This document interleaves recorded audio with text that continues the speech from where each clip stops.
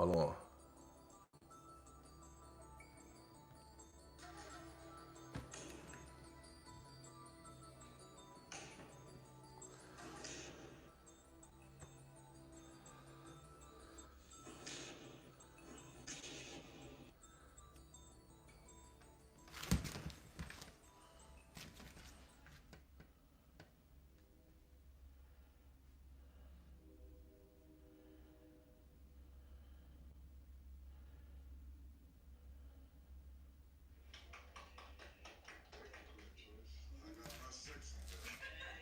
ClearChoice permitted him 18 months of probation, no prison, no jail, no mandatory treatment. He walked out of that courtroom, went back to his life, and kept raising his children. Let that sit for a second. A man discharged a firearm near a school, and the system looked at him and said, "Stay out of trouble for a year and a half, and we'll call it even." 7 years later, those same hands would be used to end 8 lives. On social media, the picture he painted was a beautiful one. A few weeks before the killings, he posted an Easter photo. Him and his children all dressed up, fresh out of church, Sunday best, little bow ties, little dresses, smiles lined up across the couch. A man who looked blessed. Hours before the shooting, he posted again. This time about taking his oldest daughter on what he called a daddy-daughter date, a burger spot. Just the two of them, the kind of post you scroll past 100 times a day and never think twice about. That little girl had no idea. Neither did the internet. But 10 days before that morning, something had shifted.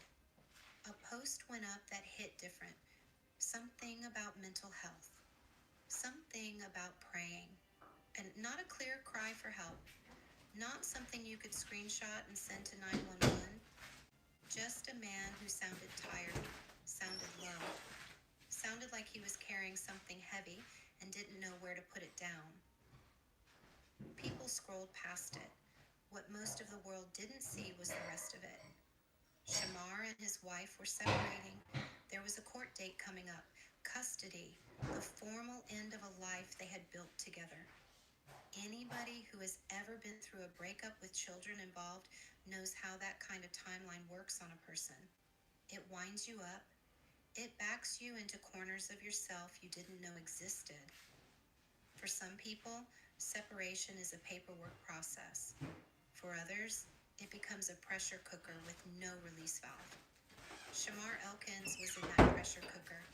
Cedar Grove, where this all happened, I will tell you everything about Shreveport if you know how to read a neighborhood. Peace, y'all. Working Peace. class, quiet.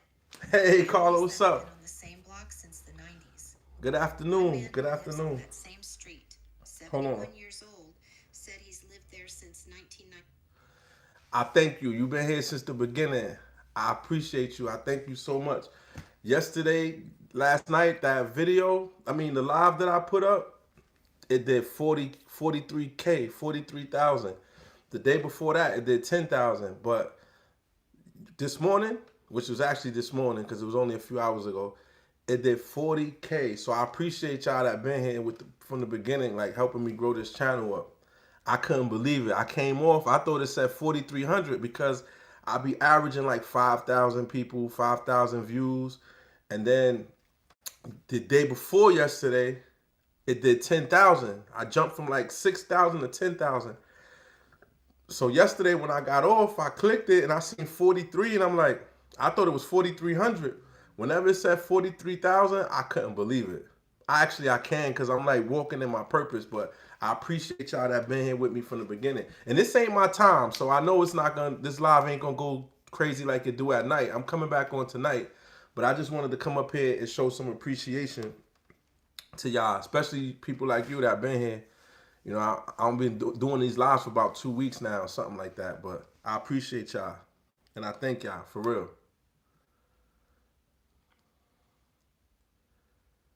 I appreciate it. I appreciate it, and there's more to come. You know what I'm saying? And this is the video. This is the y'all see him. Look at those eyes, man.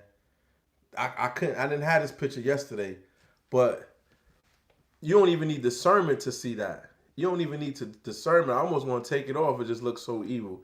You don't even need discernment to see that. You don't even need discernment to see that. But I appreciate y'all. And I'm grateful. But there's more to come. There's so much more to come.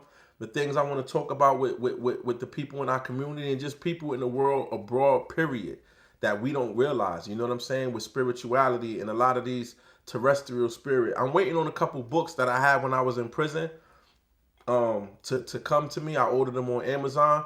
But it's not just about like was the dad or one of the children. Was that the dad? That's the dad. That's the dad.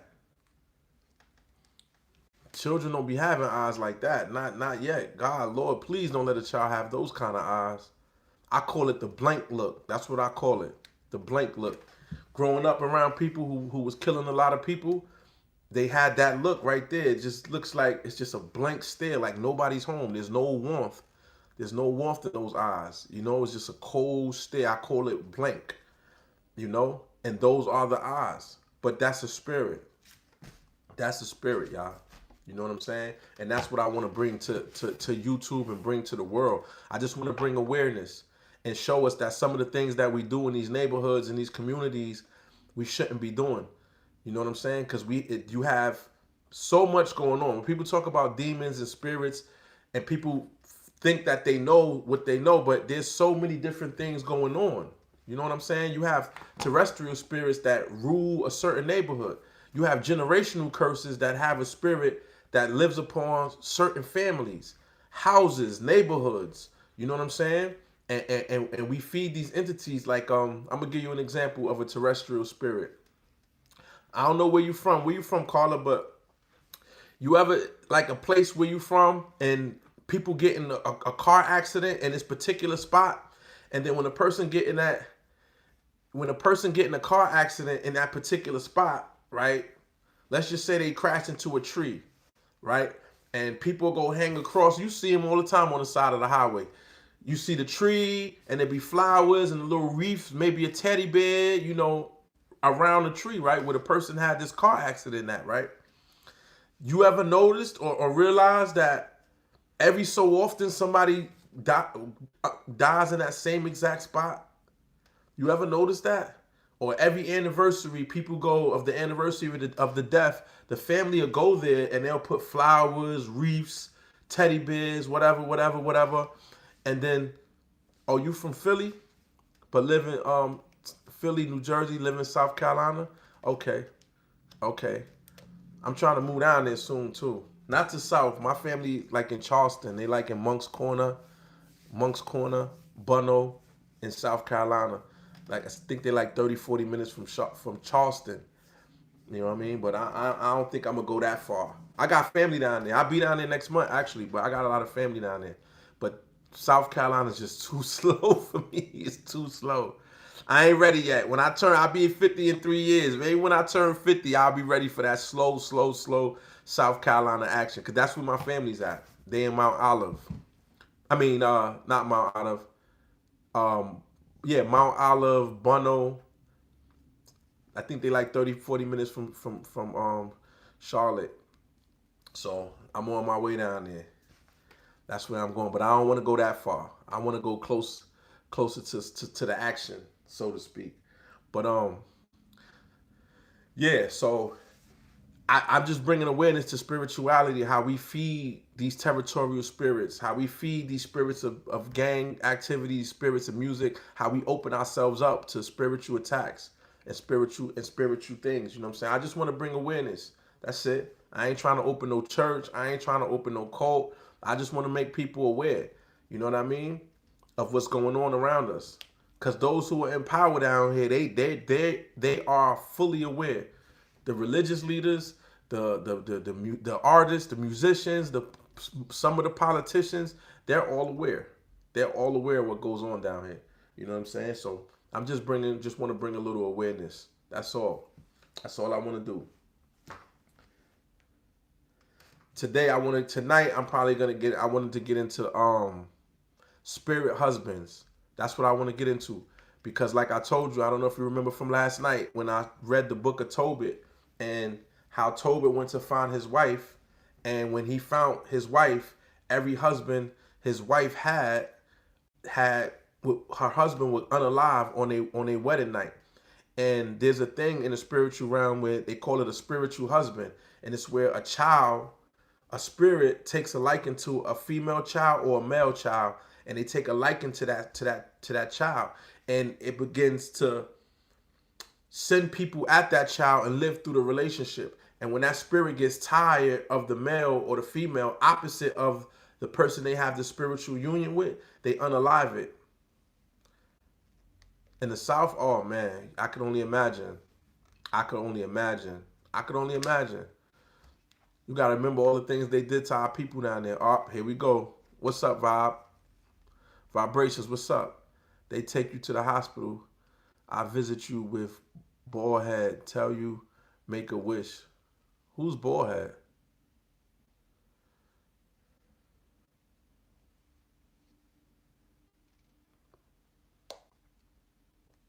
Reek, what up?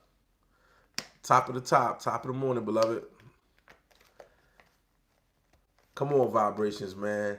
You be all right. You be all right for a little while, then you get to trolling, man. You can't help but. What are you talking about? Visit me in the hospital with bald head. Who's bald head? Who is that? Who is that? Who are you speaking of? But oh yeah, so yeah, in the book of Tobit, the reason why her husband's yeah.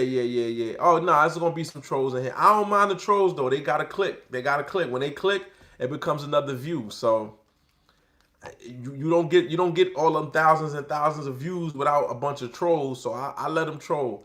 You know what I mean? What I gotta do is stop letting it stop my flow of what's going on. Cause I be trying to read the comments, cause sometimes people say good stuff and it give me something to go off for, give me something to answer, or they have a real question.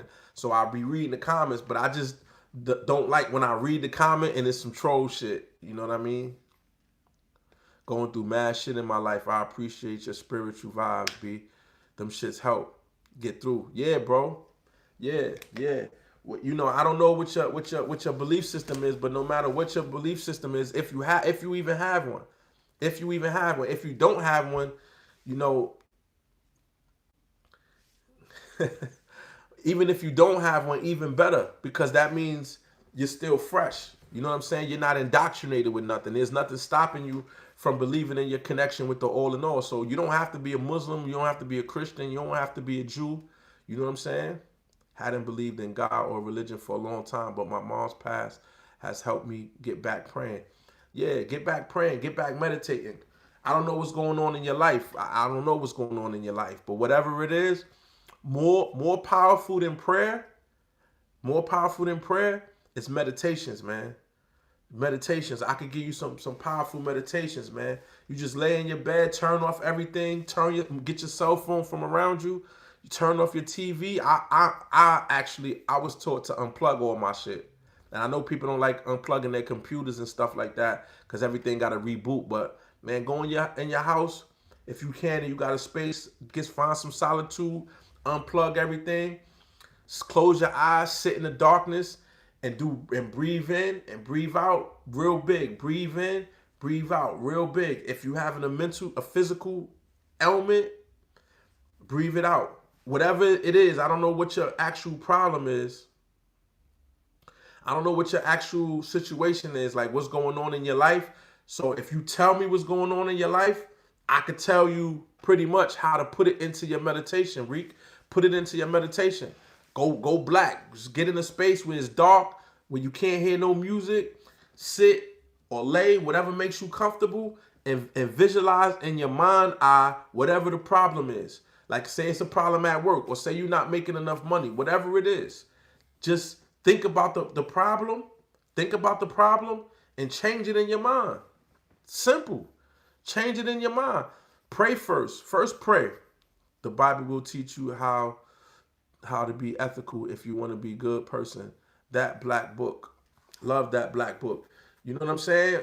That's all you got to do, bro. Whatever the problem is, if it's a financial problem, relationship problem, pray first, right? Whatever God you believed in or whatever God your mother believed in, pray first. Pray. And then ask God, I'm just saying hypothetically, say you ain't making enough money at your job, right? So first you pray and you say, Father God, I pray, I ask that take the spirit of being broke up off of me. I ask that you clear my mind and give me a better mind to think of more ways to get money. I ask that you give me patience at my job. I ask that you release to me money more abundantly so I could do right by my kids and my family. You know my heart, you know my spirit. So you talk to God about the problem. I'm saying if it's a money issue or a job issue, first you talk to God about it and you have a conversation. After you talk to God about it, and in that conversation, you say, and assist me in this meditation. As I sit here in this meditation to strengthen my relationship with you, as I sit here in this meditation to become more powerful and more one with you, like Neo in the Matrix. If you've seen Neo in the Matrix, become Neo in your mind. Become Neo in your mind. So you close your eyes, and in your mind's eye, see your job, see your boss being nicer, see your boss giving you a raise. I don't know what you would do for money. I don't know what your dreams and ambitions is. So what I'm doing is I'm just forming a broad spectrum of what to think about and how to think about it to change your reality. You know what I'm saying? If I knew specifically, then I'll tell you how to attack it in your mind's eye. And I'm saying this because your imagination your imagination will make what you thinking come to fruition. What you thinking and what you imagine will make it come to fruition. Tap my screen, y'all. Whatever you thinking about, your mind, you will make it happen. See it happening in your mind. When you sit in your meditation, people think a meditation is you got to sit there and go, Om. Or you got to sit there with your legs crossed and your hands out like this. Nah, you can lay in your bed. You can sit in the chair, whatever's most comfortable for you. But quiet everything around you. Make it as quiet as possible. Pick a time in the day where your girl's at work, your kids is at school. You know what I'm saying? Or if it's late night while everybody's asleep, then you just go in the bathroom, close the bathroom, sit on the floor. And while everything is quiet, sit there, close your eyes, have a conversation with God, whatever your God is. Have a conversation with your God first. You understand what I'm saying? Have a conversation with God first. And tell him what you want to do. Ask him to help you. But what's your strongest asset? Your mind, your heart, right? So tell him to open up your mind and to give you ideas, give you better ideas. If your boss is being an asshole, speak on your boss. Be like, I know he's going through what he's going through, but I pray for him. I pray that you fill him with more love. Because if he's filled with more love, then he's going to show you more love. And don't just do it just to say fill him with more love so you can show me more love. Honestly believe that. And be like, yo, fill my boss with more love. Fill him overflowing with love and conditioning. Let him see who I am. If you're a good person, be like, let my boss see that I'm a good person. You understand what I'm saying? Let my boss see that I'm a good person. Let my boss see the real Reek. Let my boss understand that I have children that I'm trying to raise, that I'm trying to do the right things for my children, that I'm trying to buy this house for my children, that my daughter's about to graduate. It's specifically to you. So I'm just freestyling what my prayer would be if I was you. You have to cover every basis. Why you want the money, how, your boss can make it easier for you if he's the reason why you're not making more money, or pray for a new job. If the job is a dead-end job and you tired of it, ask the creator to help whatever talent you got, because everybody got a talent, whether you're a mechanic, whether you're an artist, whether you cook real good, you know what I'm saying? Whatever it is. And then ask the creator to nix that. What you mean? Ask the creator to fill you overflowing with the ability to do what you want to do for money, the thing that you love to do. You know what I'm saying? That's why I came here. So you can seriously actually get your peace of mind. Oh, you talking to the other brother, M? I'm trying to see if you was up here before. Nah, you wasn't up here before. Yeah, you need your peace of mind is having just creating a space. Yo, we don't realize how powerful we are, man.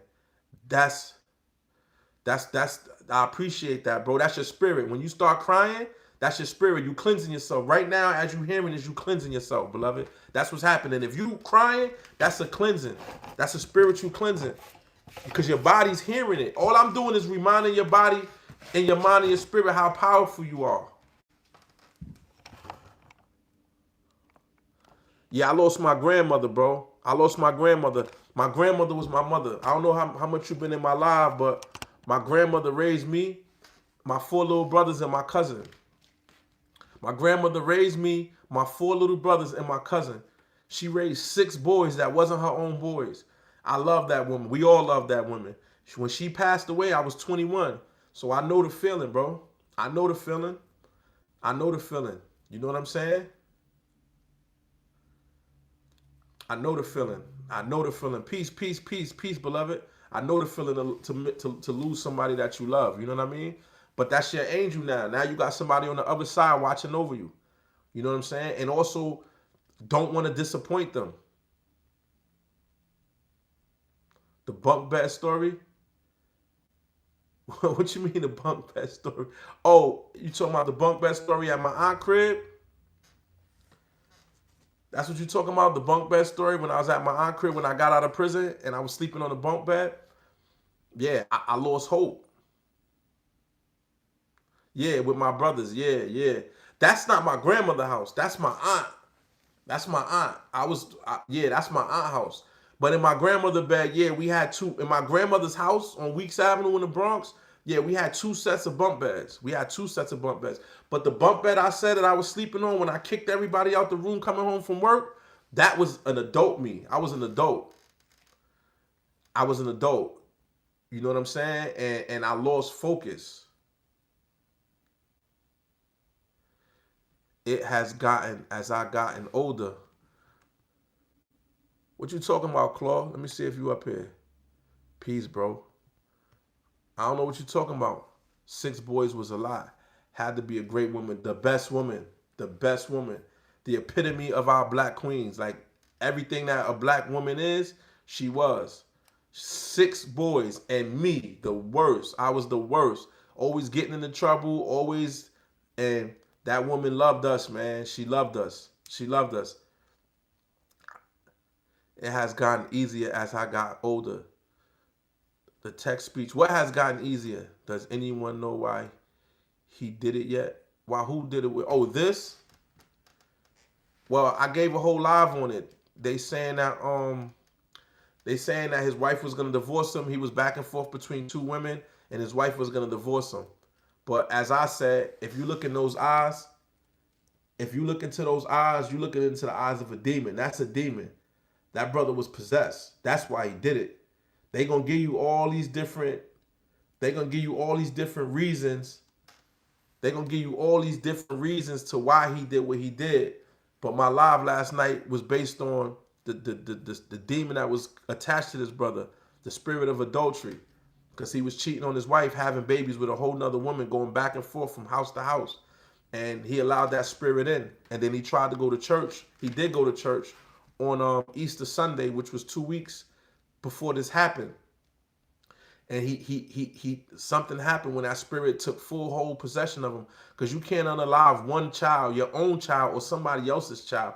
That's not a human. Humans don't unalive children. Humans don't do that. So to be able to unalive your own child and to be able to alive 8 of your own children, that's not a human being. They're going to tell you he had a mental health issue. He didn't have a mental health issue. He had a spiritual health issue. Look at his eyes. You don't even need discernment to see that. Some people need discernment to see a demon attached to another human being. This face right here, you don't need discernment to see the demon in them. I know y'all all see it. These are not the eyes of a mental health patient. These are the eyes of a demon. That's what was in this brother.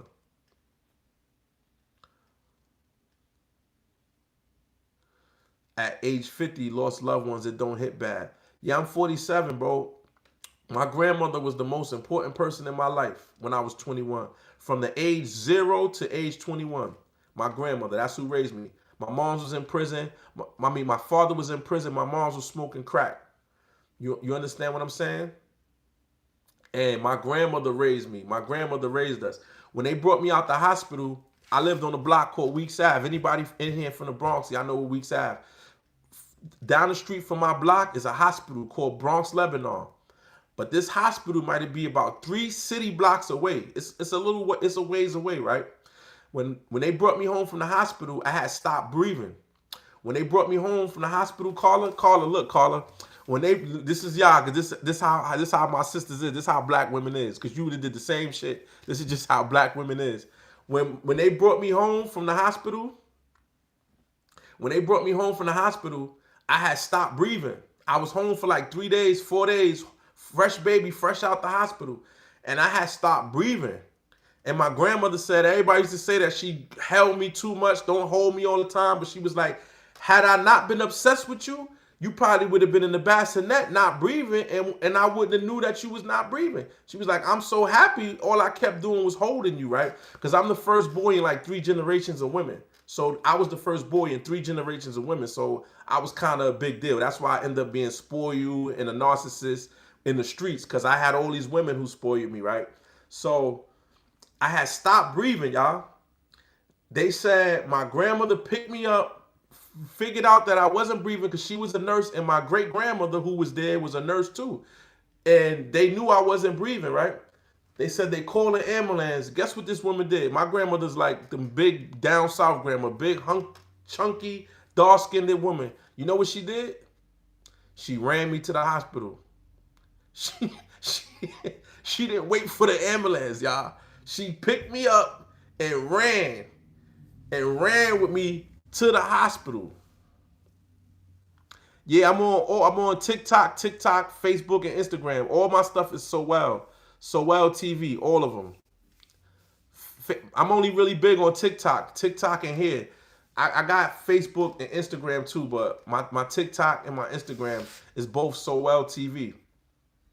But yeah, my grandmother picked me up and ran me to the hospital. No cap. So me and that lady relationship was different. You know what I'm saying? She had lost a son before she had my mother and my aunt. She had miscarried a son. So she ended up having 2 girls. Nah, she wasn't playing. She was not playing. So my grandmother had a miscarriage, and she miscarried a son.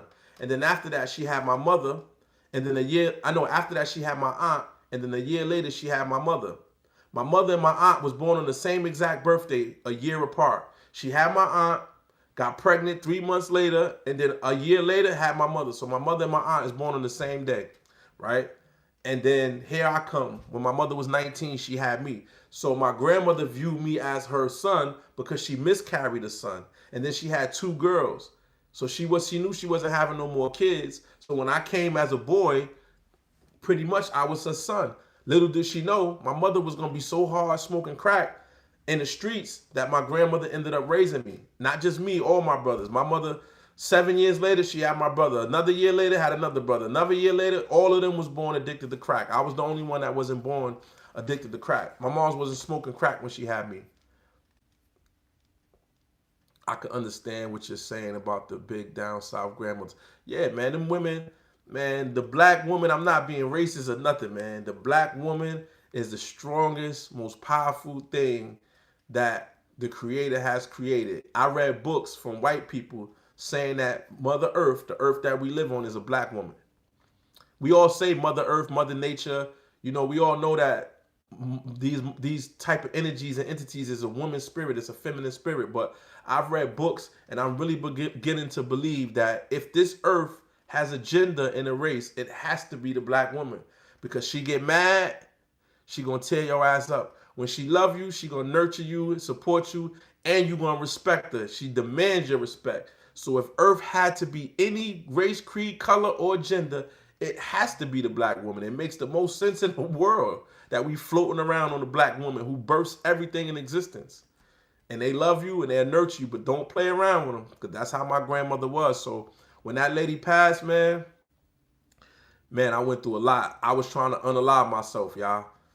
I had like a big street reputation in the Bronx, and a lot of people thought that I was this super duper tough guy, right?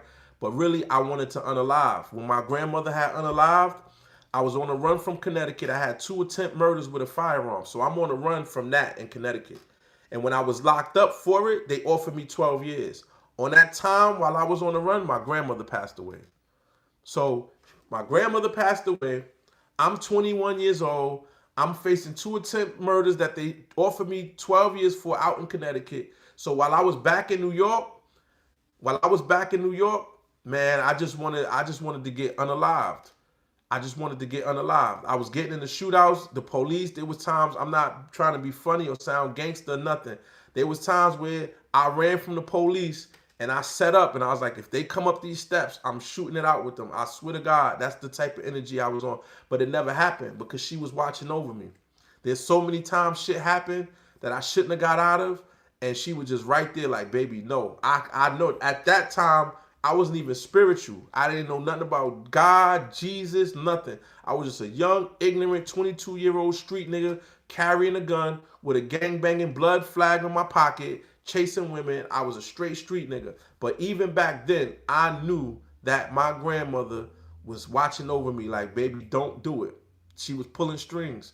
And y'all want to know something too?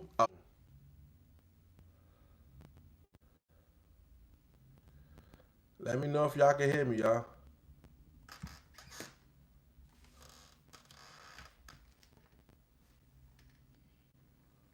Let me know if y'all can hear me. Welcome to the live chat.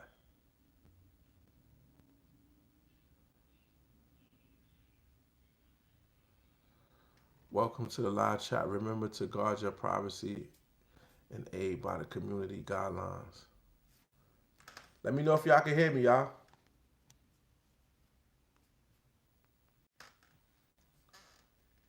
39 people. This shit bugging. I went from 3 to 39 people. Y'all can hear me? Yeah, this chat bugging. It was like at 111 people. Then it jumped all the way down to 9 people. Then it just jumped back up to 30 something people. Now it's jumping. I don't even know. But y'all can hear me though.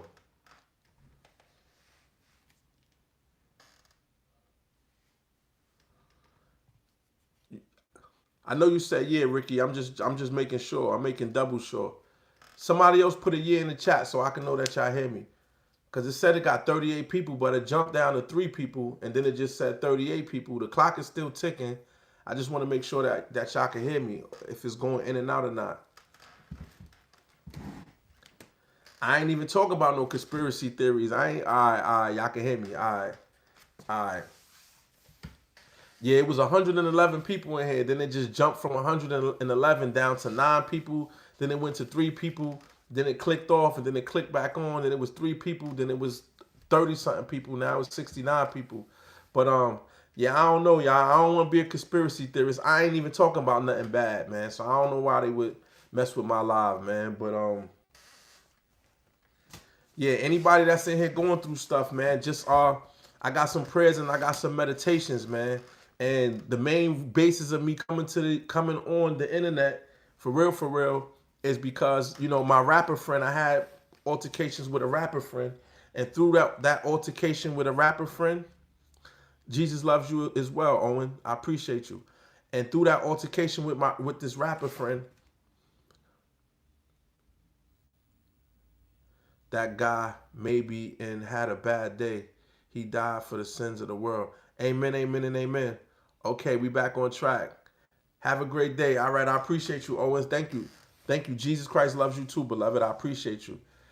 Yeah, Carla, it was crazy. It jumped up to 111 people in the chat. The next thing I know, I looked up, it was only like 9 people. And then I looked up again, it was 0 people. Then I saw your comment saying that they was because I'm being positive, and then it came back. I don't know. This it ain't even talking about nothing bad, so I don't know why I did that.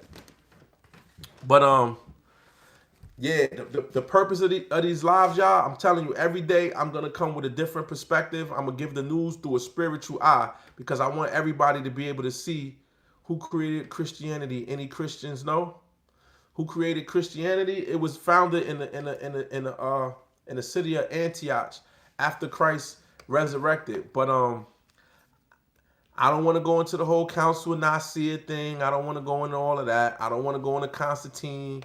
I don't want to go into that. I don't want to have religious debates, man. Let people be who they are. Christian is for Christians. If you Muslim, Muslim is for Muslims. Christian is for Christian. Whatever it is, man. But that's not what I'm here. Can you ask me a question? Go ahead, ask me a question. Ask me a question, beloved. It's messing up again? Oh, man. No, it ain't. No, for real. There is but one true God. I mean, if that's what you believe, beloved, if that's what you believe, Paul invented Christianity for Rome. Maybe so. Maybe so. Maybe it is. But want me to tell you something about the Christianity that Paul created? Want me to tell y'all something? This is just what I know to be true, right? Like the person that said there's one true God. The reason why I don't have religious debates, because I'm not religious. I'm not religious. I'm not a Christian. The only way I would call myself a Christian is if I could call myself a Christian Gnostic. I don't need to find out the truth. I know the truth. And I'm about to tell you what the truth is to me. Because that's why I said Muslim is for Muslims as Christ is for Christians. And the reason why I'm saying that is because if a man is a devout Muslim, Christian, or Jew, and that man has real faith, it doesn't matter what a person believes or what a person thinks, because if that person if he's a Muslim and he's on his deen, if he's a Christian and he's devout, if he's an Israelite or a Jew and he really believes the tenets and he fasts and he prays and he meditates and he talks to his God or his creator every day, all day, and have faith in his creator all day, every day, every last one of them will be able to manipulate time, space, and matter. Every last one of them will be able to cast out demons. Every last one of them will be able to manifest whatever it is they want to manifest. Because even if God is not real, your belief in that unreal God will make it real. Your belief in that unreal God will move mountains. Your belief in that unreal God will heal cancer. Keep your family members safe.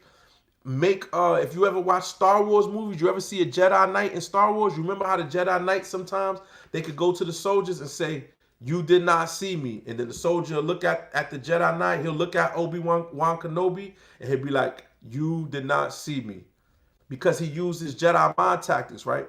So I don't get into religious beliefs with nobody, because when I was in prison and my life was in danger and I was sent to the worst units in the prison, from me praying and meditating and saying Christ's name, the energy in the prison would change. I done said Christ's name and watched a person's eyes go from dark black back to clear, and that person apologized to me for what they have done. I done cast spirits out of I had several spirits pulled out of me in the name of Jesus Christ. So I don't go back and forth with people about religion, because as long as you can heal the sick, as long as you can make spirit move like I have, as long as you can make somebody who has a mental ailment speak regular and thank you for pulling that spirit of despair up off of them, when you're able to do that, can't nobody in YouTube, in the world, tell you different. Once you casted out demons, once you casted out spirits, nobody will be able to tell you no different. So you can tell me what you read, because I'm sure I read what you read. I don't care what your belief is. You could be a Muslim. You could have read the Torah. You could have read the books of the scholars. You could have read the Quran. You could have read the Talmud. You could have read the Numa Elish. You could have read the Nag Hammadi scriptures. You could have read books from Madame Blavatsky. You could have read books from Aleister Crowley. Whatever religious book you read, I probably read it, the same books that you read. I don't care about what you read. You can read what you want to read and believe what you want to believe. Until you cast out a demon, don't talk to me about the Creator. Until you made somebody who had a mental ailment, unmentally ill, and they thanked you for it, don't talk to me. Until you prayed in some water and gave it to your children without your children knowing you prayed over this water, and every time they want the water out the water jug now, they don't want Kool-Aid, they don't want juice. When a kid wake up, they want the water that you be making. If you didn't ever did nothing like that, then I don't want to hear what your religious belief is because you read a book. And even if it is good, like let's say you casted out demons, let's say you did take cancer out of somebody, let's say you did do some magical things because of your religion. If you really did it, you would never want to have a religious debate with nobody because once you know the truth, you don't care what somebody else believes. You don't. Either it's in you to see it or it's not. So I'm not going to go back and forth with somebody who never cast out a demon. I'm not going to go back and forth with somebody who moved into a haunted house and the house wasn't haunted no more. I'm not going to go back and forth with somebody who never walked into a unit where somebody got stabbed or cut on a weekly basis and you sat in that same unit for 6 months and nobody got stabbed or cut. And COs are coming to you saying, brother, I don't know what you did, but them little young boys, man, they listened to you. When it came time for me to move, they didn't want me to move. They said, man, we want you here. It ain't been a stabbing and cutting in here in 4 months. We ain't never seen that in this unit because I'm praying and meditating and saying Christ's name. So do you think for 1 second something you read that I probably already read too is going to dissuade me when you just talking about what you read, but you ain't never cast out spirits? When you just talking about what you read, but you ain't never had a force field shield of protection down and around you in your home? When you ain't never seen somebody's eyes go from black to light because the spirit that was upon them had to leave? When you ain't never had somebody who's sitting in a unit telling everybody their future, naming people's mothers that they shouldn't know? I done have fortune tellers come to me and say, brother, listen, I cannot tell a fortune while you're here. I cannot tell a future while you're here. The spirit that helps me tell the future is telling me when you went and you left that day, is telling me to tell you that it can't be in here while you're here. So either you got to leave or I got to leave because I can't prophesize over people while you're here because the entity that talks to me is not allowed to come around while you praying and meditating. I don't give a damn what you read. I don't care. Because I probably read what you read. After a while, after studying religion, after studying history, after reading all the scholars, whether it's Origen, whatever religious scholars you read, after reading the Vulgate, after reading the Septuagint, whatever it is you read, the Egyptian Bible, the Maccabees book,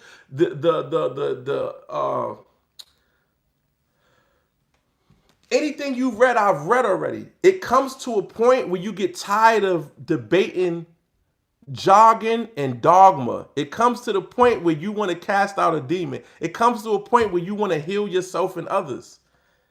You stop wanting to, I'm not going to go back and forth with nobody who's never done nothing in power in their religion if all they did was read the words, bro. That's all people do is read the words. I ain't going to never go back with you. Now, this ain't what belief does. This is what conviction does. I don't give a fuck about belief. I cast out demons. I've done it. I don't care about what you talking about with belief. Me and my brothers had a woman coming to us with scoliosis. She was hunched over like this. She had bags under her eyes. Her skin was, her hair was stringy. She sat down. We laid down. We formed this thing right here. What they call what's the name? They call the Rock Nation. You ever see the Chinese people when you ever see when a person is about to break a brick? The people, the Shaolin monks, and they start doing like this over the brick, and they go. You know what I'm talking about? LeBron James, when he goes like this, and he goes up, that's actually an activation. So when I was able to take my chi energy, form this diamond, and me and the brothers put our hands side by side and moved up and down this young lady's back. And she was able to stand upright. Her skin was clear. She looked like she was 10 years younger. She was in tears crying. The brother next to me was in tears crying.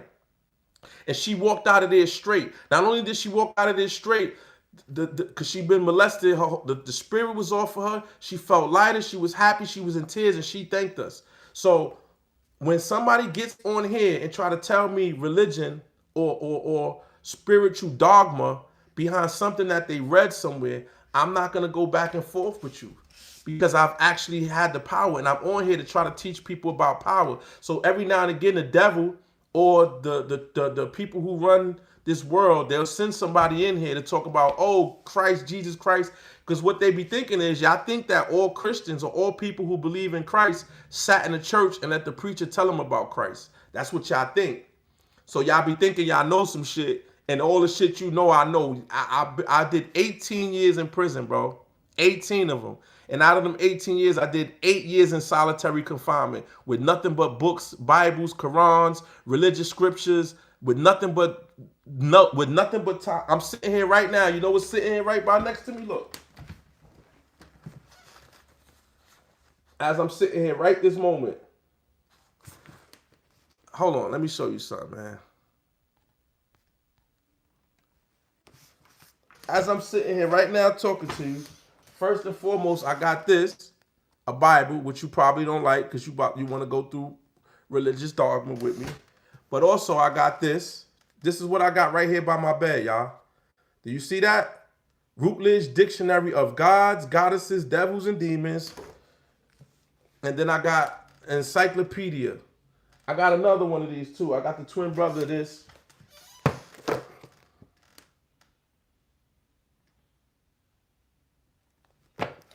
So, brother, and that's because I was looking up the possession of this brother on here. So I was going into the spirit realm and reading a lot of stuff from the spirit realm.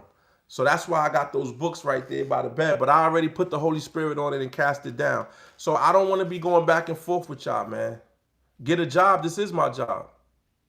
This is my job. This is my job, man. This is my job. What do you want me to go punch a clock? I don't want to brag or boast, but this is my job.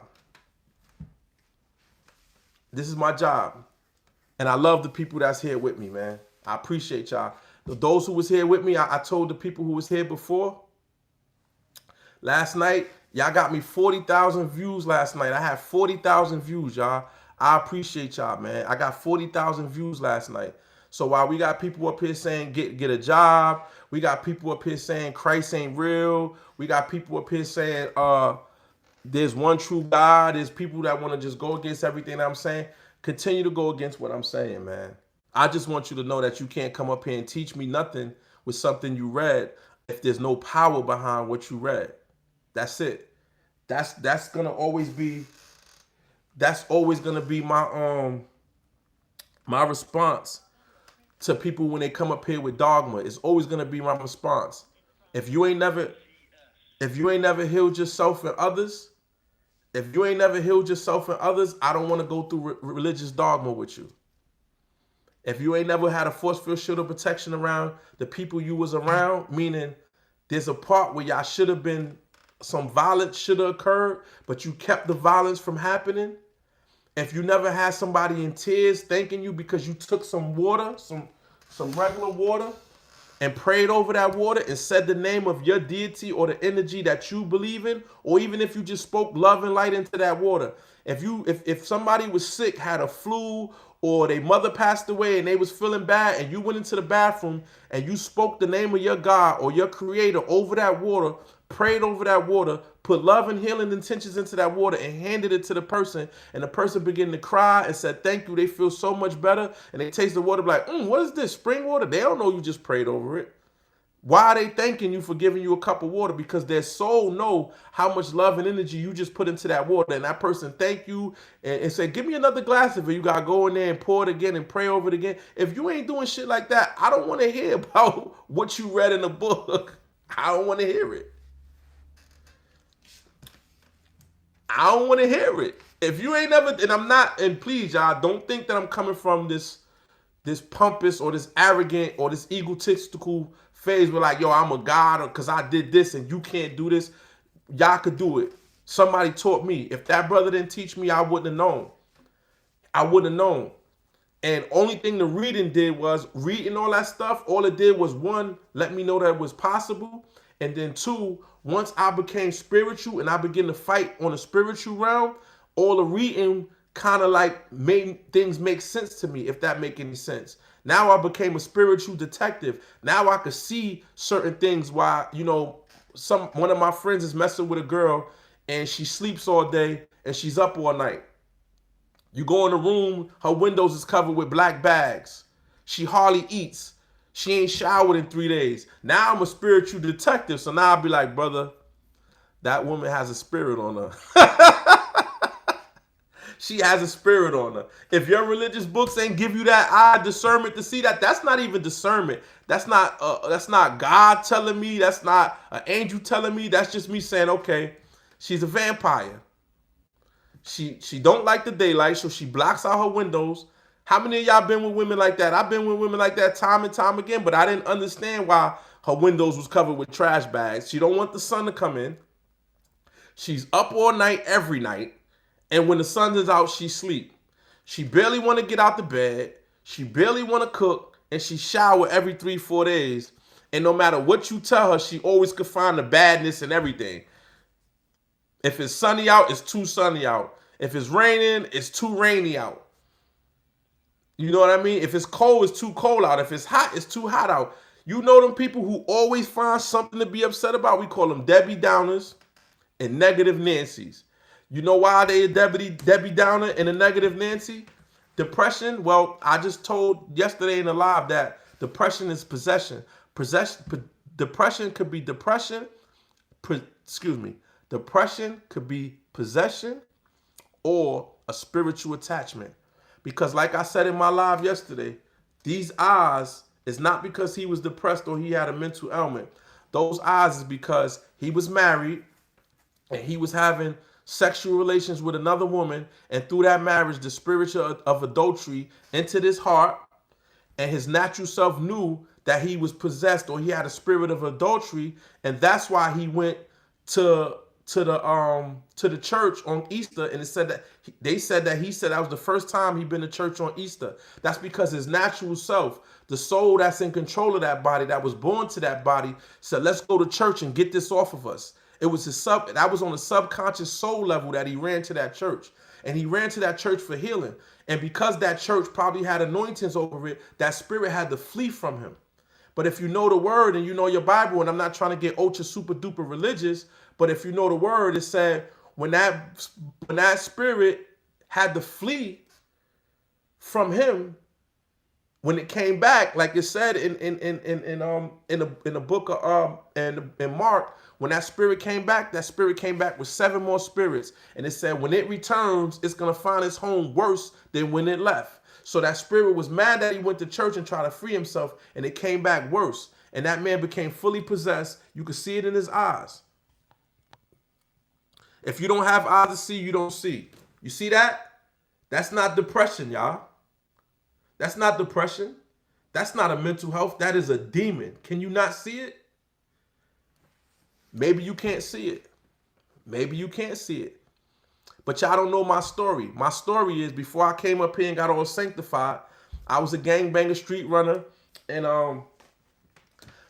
when I got locked by the feds, I cooperated on 17 homicides. And I'm not saying that to brag or to seem like I'm tough or somebody special, because every day I asked the all in all to forgive me. Every day for the things that I was involved in when I was gangbanging and I was lost in this world.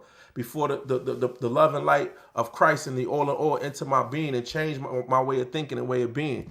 I testified and gave up information on 17 homicides. And I'm saying that only to say this. These eyes are the eyes that I seen in a little guy who went to jail at 18 but was responsible for 5 homicides. These eyes are the eyes of the guy who raised me in the streets, and he ended up going to prison for 3 homicides. Those eyes are the eyes of the guy that I was born and raised with that unalived multiple people for drug blocks, and he eventually got unalived. So I understood what these eyes were even before I ever lifted a Bible, before I was ever spiritual, before I believed in angels and demons. I knew that these eyes was the eyes of a killer. And I began to realize that there's no such thing as the eyes of a killer. The only thing there is the eyes of evil. A demon that attaches itself to us, or attaches, or we allow in through music, through fornication, through certain things that we doing out here in this lower vibrational, 3rd dimensional planet. And that's what I'm up here to do. I'm not up here to talk about hip hop. I'm not up here to talk about no gangster stuff. I'm not up here to try to force religion on you. I'm not up here to force Christianity on you. I'm not up here to do none of that. Only thing I'm up here to do is to give you a spiritual eye and some discernments and give you some tools. So when your daughter is depressed because she's sleeping with some man she's not married with, but he's sleeping with 5 other girls, and one of them girls is into witchcraft. So when he came over to the house, she put a spell on him, and in turn put a spell on your child. So now your child's not eating. So now your child's depressed. Now your child want to unalive herself. And you go into the pastor, and the only thing the pastor's telling you to tell her is to take her to a psychiatrist or a psychologist who can't do nothing but disseminate medicine to her. When if Christ was walking this earth and those who moved as Christ moved, they would understand that the spirit of depression is a spirit. They would understand that maybe it's because she's having unmarital sex, unprotected sex, doing one of the most spiritual acts you can do down here on the 3rd dimension with a man who's committing those same acts with a multitude of women. And even if one of those women wasn't into witchcraft, they are already creating a form of witchcraft because he's mixing his spirit with multitude of women who's mixing their spirit with a multitude of women, and they're bringing the spirit home to your baby girl, and then you wonder why she's depressed. Then you wonder why your baby keep crying in the stroller or keep crying in the bassinet, why you burnt the chicken last night, you trying to get the chicken right, and how your boss shorted you the money, now you short on the rent, then your tire got flat, and you don't know what's going on. But little do you know that Satan or one of his soldiers has entered your home through the unprotected sex that your child is having. And this could be your son, it could be your daughter, it could be your husband, it could be your brother, it could be your mother, it could be whoever's in your circumference. And if you don't have a spiritual eye of discernment, you ain't gonna know what's going on. And some of y'all, not to be super religious or to go against religion, but some of y'all go to the pastor. The only thing the pastor gonna do is to go to the psychiatrist or the psychologist, who is the only doctor on the face of planet Earth that never healed anyone. They never healed anyone. Only thing, and I'm not saying if you have a mental health ailment and you don't understand spirituality, then go talk to him, because talking will make you feel better. It'll make you feel better talking, laying there. But the only thing the psychiatrist or psychologist can do, one of them can give you drugs, one of them can't. So the one who can give you drugs is just going to give you some drugs, and that drug, which is a spirit, is going to be able to calm the spirit, calm the voices, but it ain't going to heal you because they're not made to heal. And like I said in my chat in a live the other day, like I said in the chat the other day, is this guy named Hippocrates. Just Google, it's Hippocrat. That's his name. Hypocrite. Some say hypocrite, some say Hippocrat. He was a Greek in the 5th century before Christ, and he studied in the school of Egypt. And he's the one who, once he went to Egypt to learn medicine, he seen that before him. Just to say this is before Muslims, Christians, and Jews, y'all, because Abraham wasn't alive then. So before we had the Abrahamic belief system, everybody in this world, it was a pantheon. Every planet, every civilization on planet Earth had a pantheon before the 3 Abrahamic beliefs. Just know that. So at that time, if your daughter was depressed, you brought her to the witch doctor. You brought her to the chief of the tribe. And these people had discernment. These people worked with spirits. And what that person would do is it would pull the spirit of depression off of her. If she was a thief and a liar, it would pull the spirit of trickery or thievery or deceit off of her. If your husband couldn't stop cheating, it would pull the spirit of adultery out of him. This was how people was healed. This is when you watch Star Wars and you see the Jedi Knights, a Jedi is real. George Lucas didn't make this stuff up. He just took bits and pieces from other walks of life, and then a spirit told him a lot of shit too. So he didn't make Star Wars up. So a Jedi was a Egyptian's priest doctor. So this white guy, a Greek, Hippocrates, because when doctors, whether it's a psychologist or an actual doctor, they have to take a Hippocratical oath. This is named after the forefather of medicine, but he's not the forefather. He's the forefather for the white people. He's the forefather for the Greeks, and the Greeks and the Romans, who we follow everything that the Greeks and Romans put. But the Greeks who were before the Romans all studied in Egypt, every last one of them.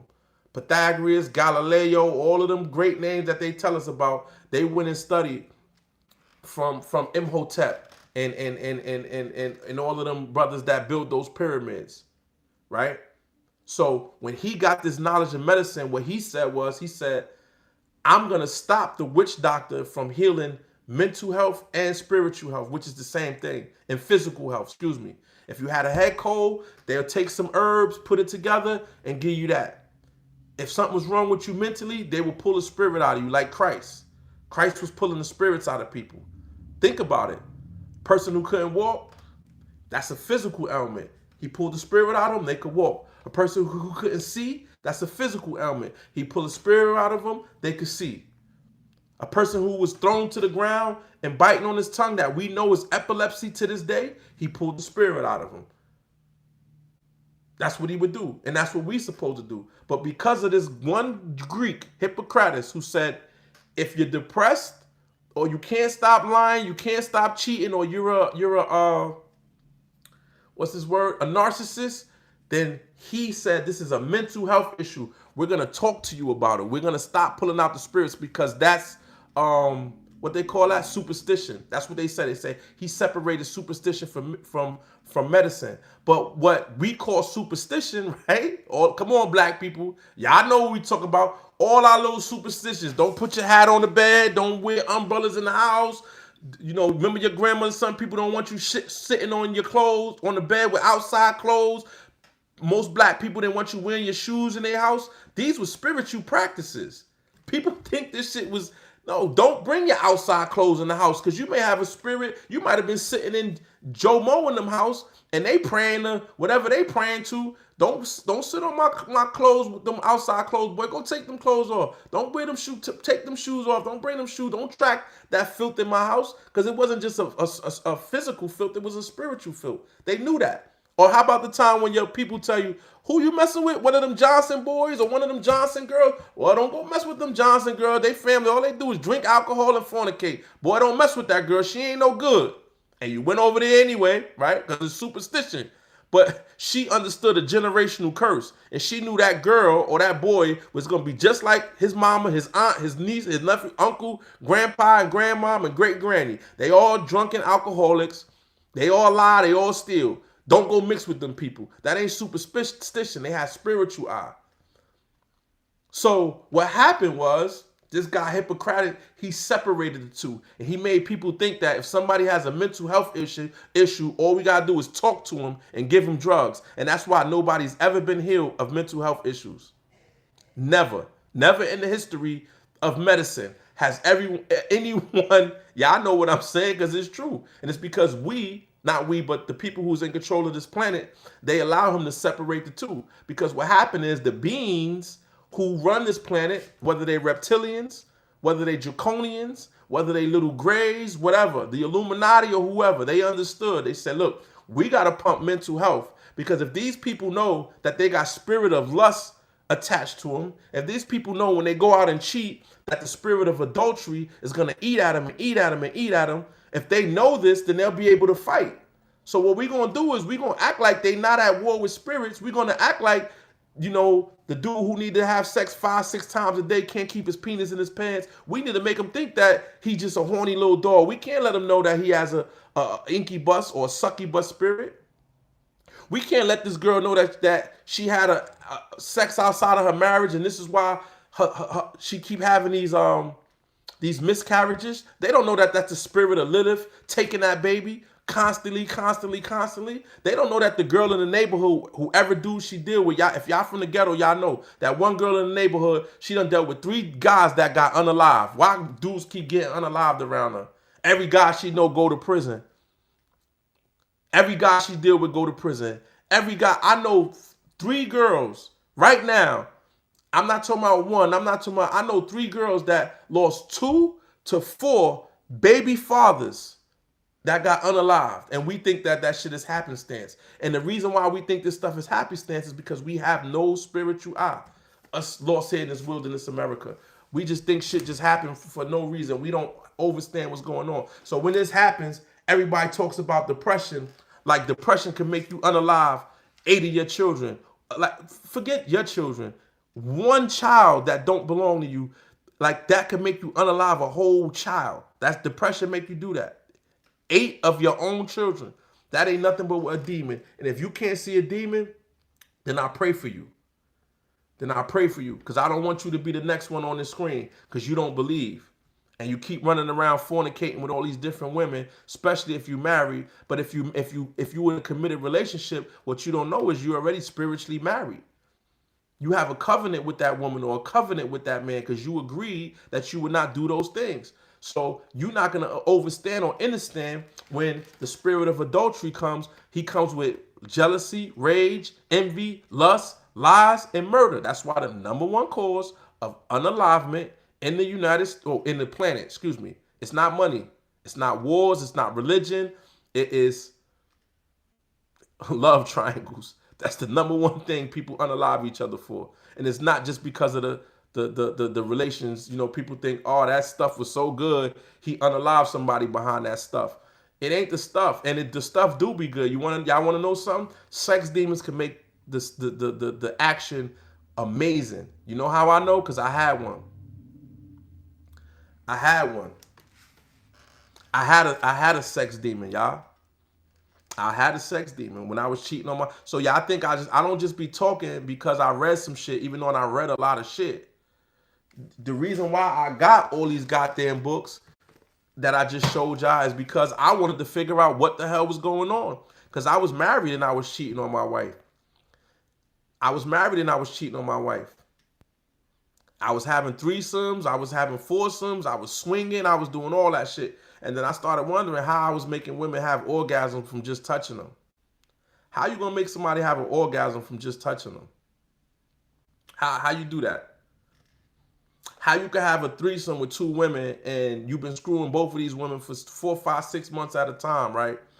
And one of these women never had an orgasm the whole time you've been, having relationships with them. As soon as y'all have a threesome, this girl might have an orgasm every 2 minutes. Now she have an orgasm every 2 minutes.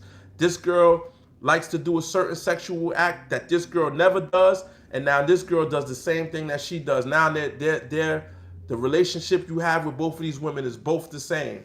If you can rate those actions on a 1 to 10, they both 10s. This one was a 4. This one was a 10. Now she's a 10 now from that day forth. You think it's because she was watching her and learning? No, it's because her spirit or the spirit that was engaged in this act, whether incubus, whether succubus, or whether Lilith, and I cancel those spirits in the name of those spirits with the blood of Jesus so it don't enter your heart or your home. I cancel that. And I want y'all to cancel it and say in the blood of Jesus to cancel that name, right? I'm not trying to be hyper religious, y'all. I'm just keeping it real. For real. I don't sit in the church all day or in the pulpit and all that. I'm a street nigga. I just been through a lot.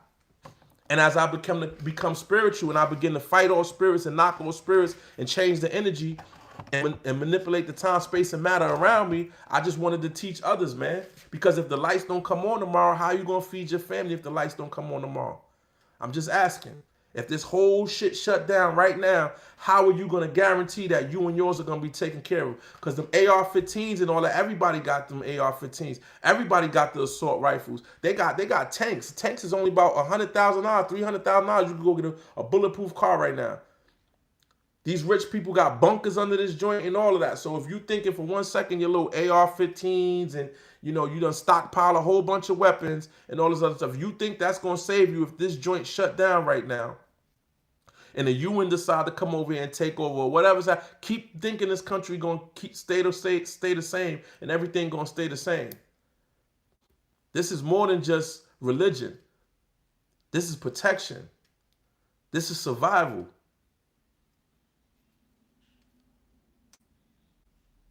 The spirits become enmeshed. How do you get rid of those sex demons? How did I get rid of them? Through prayer and meditation. Through prayer and meditation, man. I was embracing them though at one time, right? I was embracing them because before I had those demons, I was alright. I wasn't nothing to write home about. You know what I mean? But when you watching women have a minute-long orgasm, women, I'm not trying to be too provocative for y'all. I don't want to turn y'all off. I don't want to sound like I'm being braggadocious because it wasn't me. I'm telling y'all, it was a sex demon. I'm telling you this. You know what I'm saying? When you start liking things in another woman and then they start acting like the woman that you like, when you having relationships with 3 or 4 women, and then all their periods start matching up. Because you know, women, I know black women, I don't know, everybody in the chat might not be black, but I know black women be like, girl, you know our periods match up because you know your daughter's period match up, the women you around all the time, your periods match up. If I'm screwing 3 different women and they periods don't match up, one of them never have a period, now all of a sudden they all get their period every single month at the same time, and they ain't never been around each other one time. That's because of this, it's an energetic transfer. It's an energetic transfer. You understand what I'm saying? Then I had one woman who was who she was heavy into a lot of stuff, right? And every time I would go see her, she would, no, I'm telling you, y'all know the story Dr. Jekyll and Mr. Hyde? Put yes if y'all know the story of Dr. Jekyll and Mr. Hyde. Put yes in the chat if y'all know what Dr. Jekyll and Mr. Hyde is, right? Or the Hunchback of Notre Dame and all these other stuff. Or Igor, right? That's why when I told y'all I healed the woman of scoliosis, because even in the Bible, pay attention. When y'all see them old people when they hunched over like this, and their eyes is like this, and they like, I ain't want y'all to see that. You know when they be hunched over and they like this? That's a spirit. A spirit is sitting on their back. There's a major spirit riding that person's back. That's what the Hunchback of Notre Dame. That's what you see people hunched over and sickly. I had this girl. She was a pretty girl. And when I used to come to her house, she was broke, house dirty, windows blacked out. You go in there, it's all darkness. And when she would come to the window, she would come to the door. She'd be like, hey, hi. And she'd be like this, all timid, looking old, hair straggly, one eye. You ever see when they show witches, like when they show witches, and one eye be like this and the other eye they be like, hey. That's not fake, y'all. That's not fake. That's a spirit that's deforming that person's body. It's taking over. You see how spirits contort? Well, sometimes there's a spirit those are powerful spirits that contort and make somebody walk up a wall backwards. Those are powerful. Sometimes people have a little spirit, and the spirit will contort their face, and they'll be walking around hunched over like this. I would come in the house, this girl would look like this, her room black.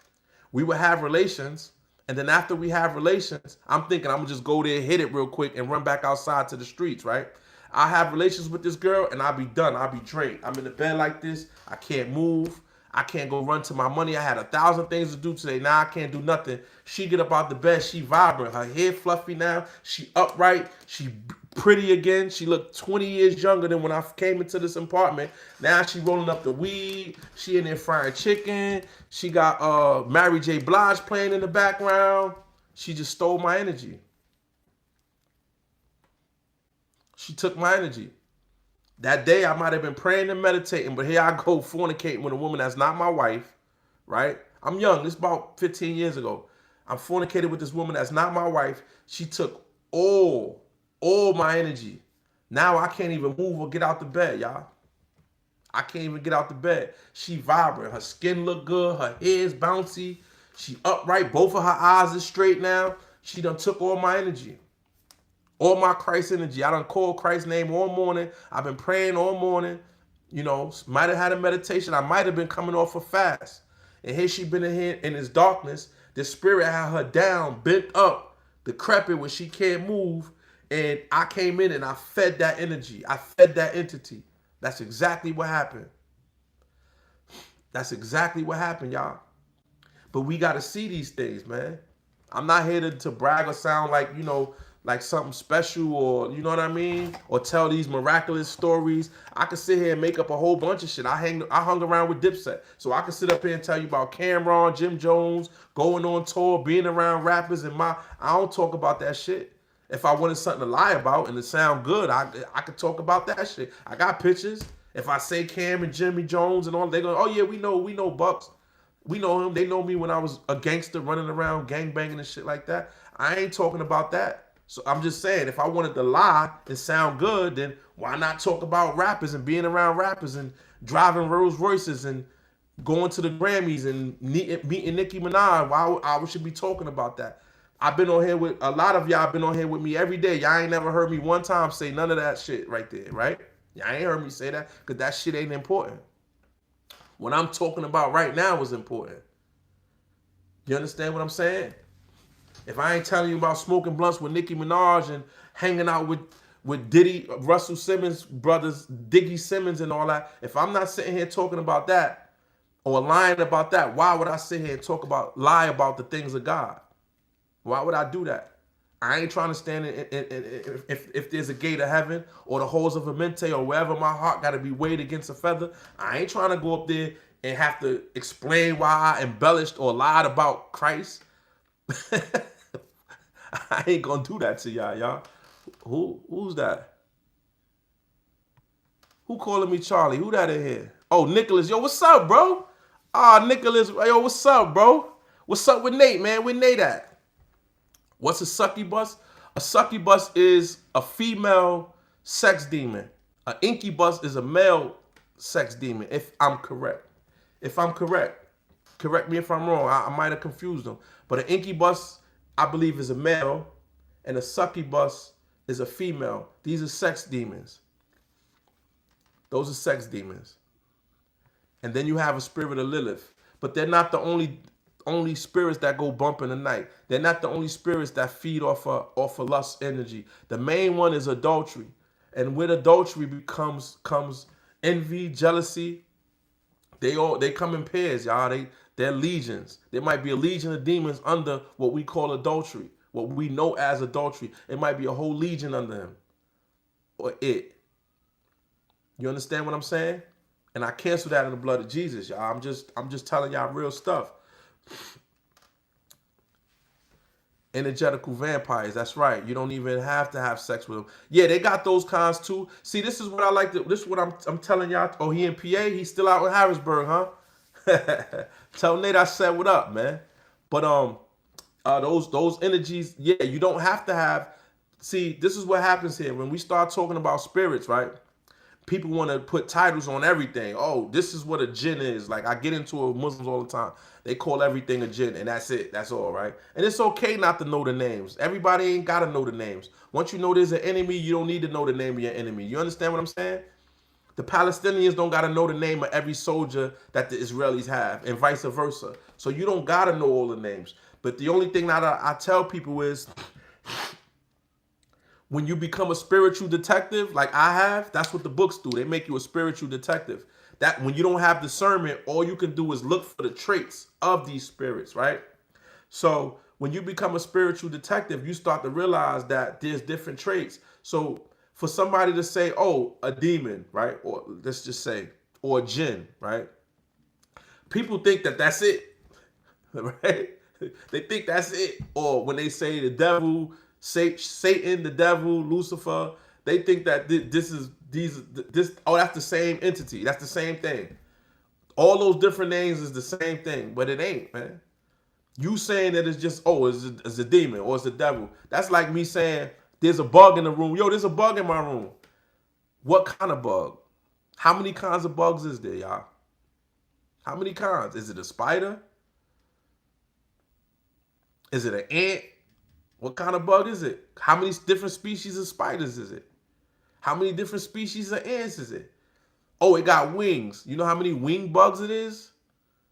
How many wing bugs is it? Is it a beetle? Is it a butterfly? Is it a fly? Is it a tick? Is it a mosquito? You know what I mean? You just put one, there's so much different shit down here. It's different things that feed off of different things.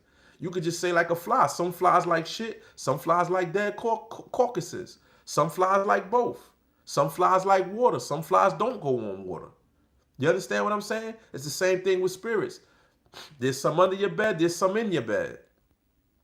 There's some that cause violence. There's some that feed off the energy that violence brings. You understand? They work in tangents. It's like, you know what I compare it to? This is my analogy. I ain't get this from nowhere else, y'all. This is my one. I compare it to the jungle, right? Let's say a lion takes down an elephant, right? So the lions take down an elephant. Let me get a better one. Let's say the hyenas take down a baby gazelle, right? So now the hyenas take down a baby gazelle. So now you got the hyenas tear the baby gazelle up, right? Now the lions find out that the hyenas got a baby gazelle. So now here comes the lions now. Now the lions run the hyenas off. So now the lions is eating what the hyenas actually caught. So now the lions is eating. After the lions clean the bones, then the vultures come.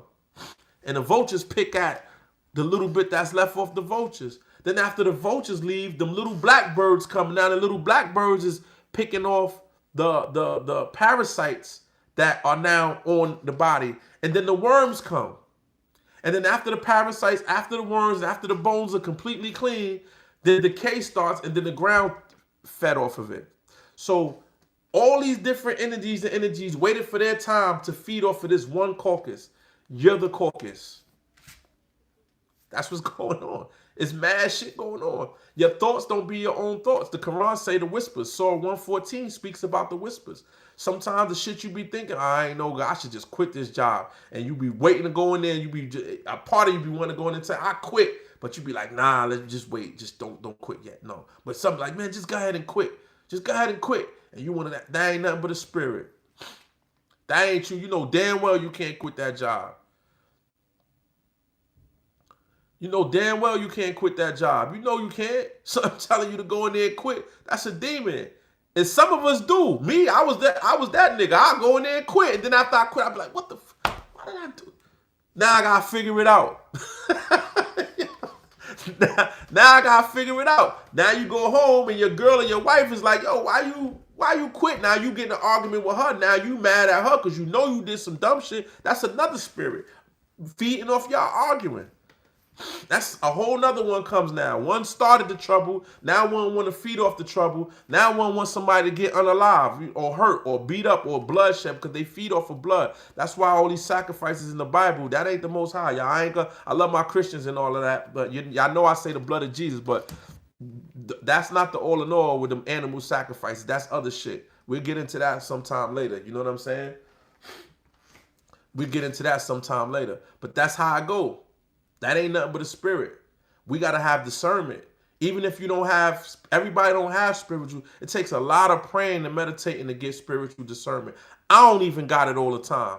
Only when I'm praying and meditating. So when I say pray and meditate, people think that I'm saying it on a religious belief, like because I quote the Bible a lot. So they be like, oh, here we go. One of them Christians want to keep me, tell me pray and meditate. I ain't saying it from a religious aspect. I'm saying it to keep your bills paid, to keep the enemy out your door, to keep your family safe, to keep your children on the right path, to keep your marriage happy. Pray and meditate. That's your tools. The same way you go to work every day, because you know if you don't go to work, you can't pay them bills. You can't pay that car payment. You have to do that. Same way you feed your children every day. If you pray and meditate, then you can feed them something spiritual every day. That's the only way your child, your daughter, or your son gonna not go out there and sleep with 1,000 people if they overstand or understand that they bringing home entities and energies just running around sleeping with people. If you don't have a spiritual eye, you ain't gonna be able to teach them. So you know her mother from high school, and then now her daughter dating your son, and you knew her mother, her aunt, her granddaughter, her grandmother, that they all drink, they all cuss, they all fight, none of them can't keep a man, and they fuss, fornicate, and feed, and on welfare with a welfare check in the project. So you know who she come from. So you can't just tell your son, don't go over there, because he's still going to go over there. So you have to pray over your son. You have to let him sit down and pray and show him that she has a spirit, she has a generational curse to be on welfare, to be in the projects, to have several baby fathers. That's in her DNA. That's in her soul consciousness. She have a subconscious contract to be that because she has a generational curse. So your son need to be able to see that, because you telling him ain't going to do it. He going to go see what it's about. She cute. She pretty. And y'all know the drunks and the people who do the shit they ain't supposed. They the wittiest. They the funniest and the wittiest. They going to have the best personality until he go up in there and get up in that bed. He going to be just like me. Slumped in that bed. Can't get out the bed. He giving her a paycheck. She running around. She got little day, little say. He got everybody in Michael Jordan's. And they over there broke as shit. And he can't get out of that rut. And you know you raised your son better than that. You know you can't just hit it and quit it, because if you hit it, you might could quit it, but you already committed. Something done jumped on you now. Tap and go, but you still gonna have the spirit of that woman upon you. That's the point. It ain't about not keeping her. You think you could this and I you got to be young, unknown, and I'm not being funny or nothing. I'm not acting like, but I'm gonna be uncle right now. I'm gonna be pop right now, right? You saying hit it and quit it because you saying she's not the type of woman you supposed to keep. What I'm explaining to you is those type of women, if you hit it, you ain't gonna be able to quit it. You ain't gonna be able to quit it. Because she may have an entity or energy. Her generational curse might give her some good stuff, if you know what I'm talking about. She might have the best stuff on planet Earth because she got sex demons. So you're going to have the time of your life, the type of woman I'm talking about. I'm talking about women that has generational curses, women that are feeding entities and energies. Them type of women ain't the ones you hit and quit. You probably ain't going to be able to go nowhere. Spiritually, mentally, and physically, she going to have you stuck. So to avoid that, we have to teach our sons and our daughters to prayer and meditation so they can have a spirit eye so they don't do certain shit. They don't do certain shit. You can't hit it and quit it. That's what I'm trying to tell you. You go right off in there like, well, she cute, she funny. You know what I mean? I know she in a project, but I think if I get a nice little Honda Accord, pay a bill or two, I might rock with her. Yeah, her family, they all poor, broke, desolate. All her brothers is in jail. Her mom smoked crack. Her grandmother's an alcoholic. She drink every weekend. But I'm telling you, if I could just, you start looking at her, damn, if I get a couple pair of Jordans, get her hair done, you start fixing her. I used to be like that. I'm telling you.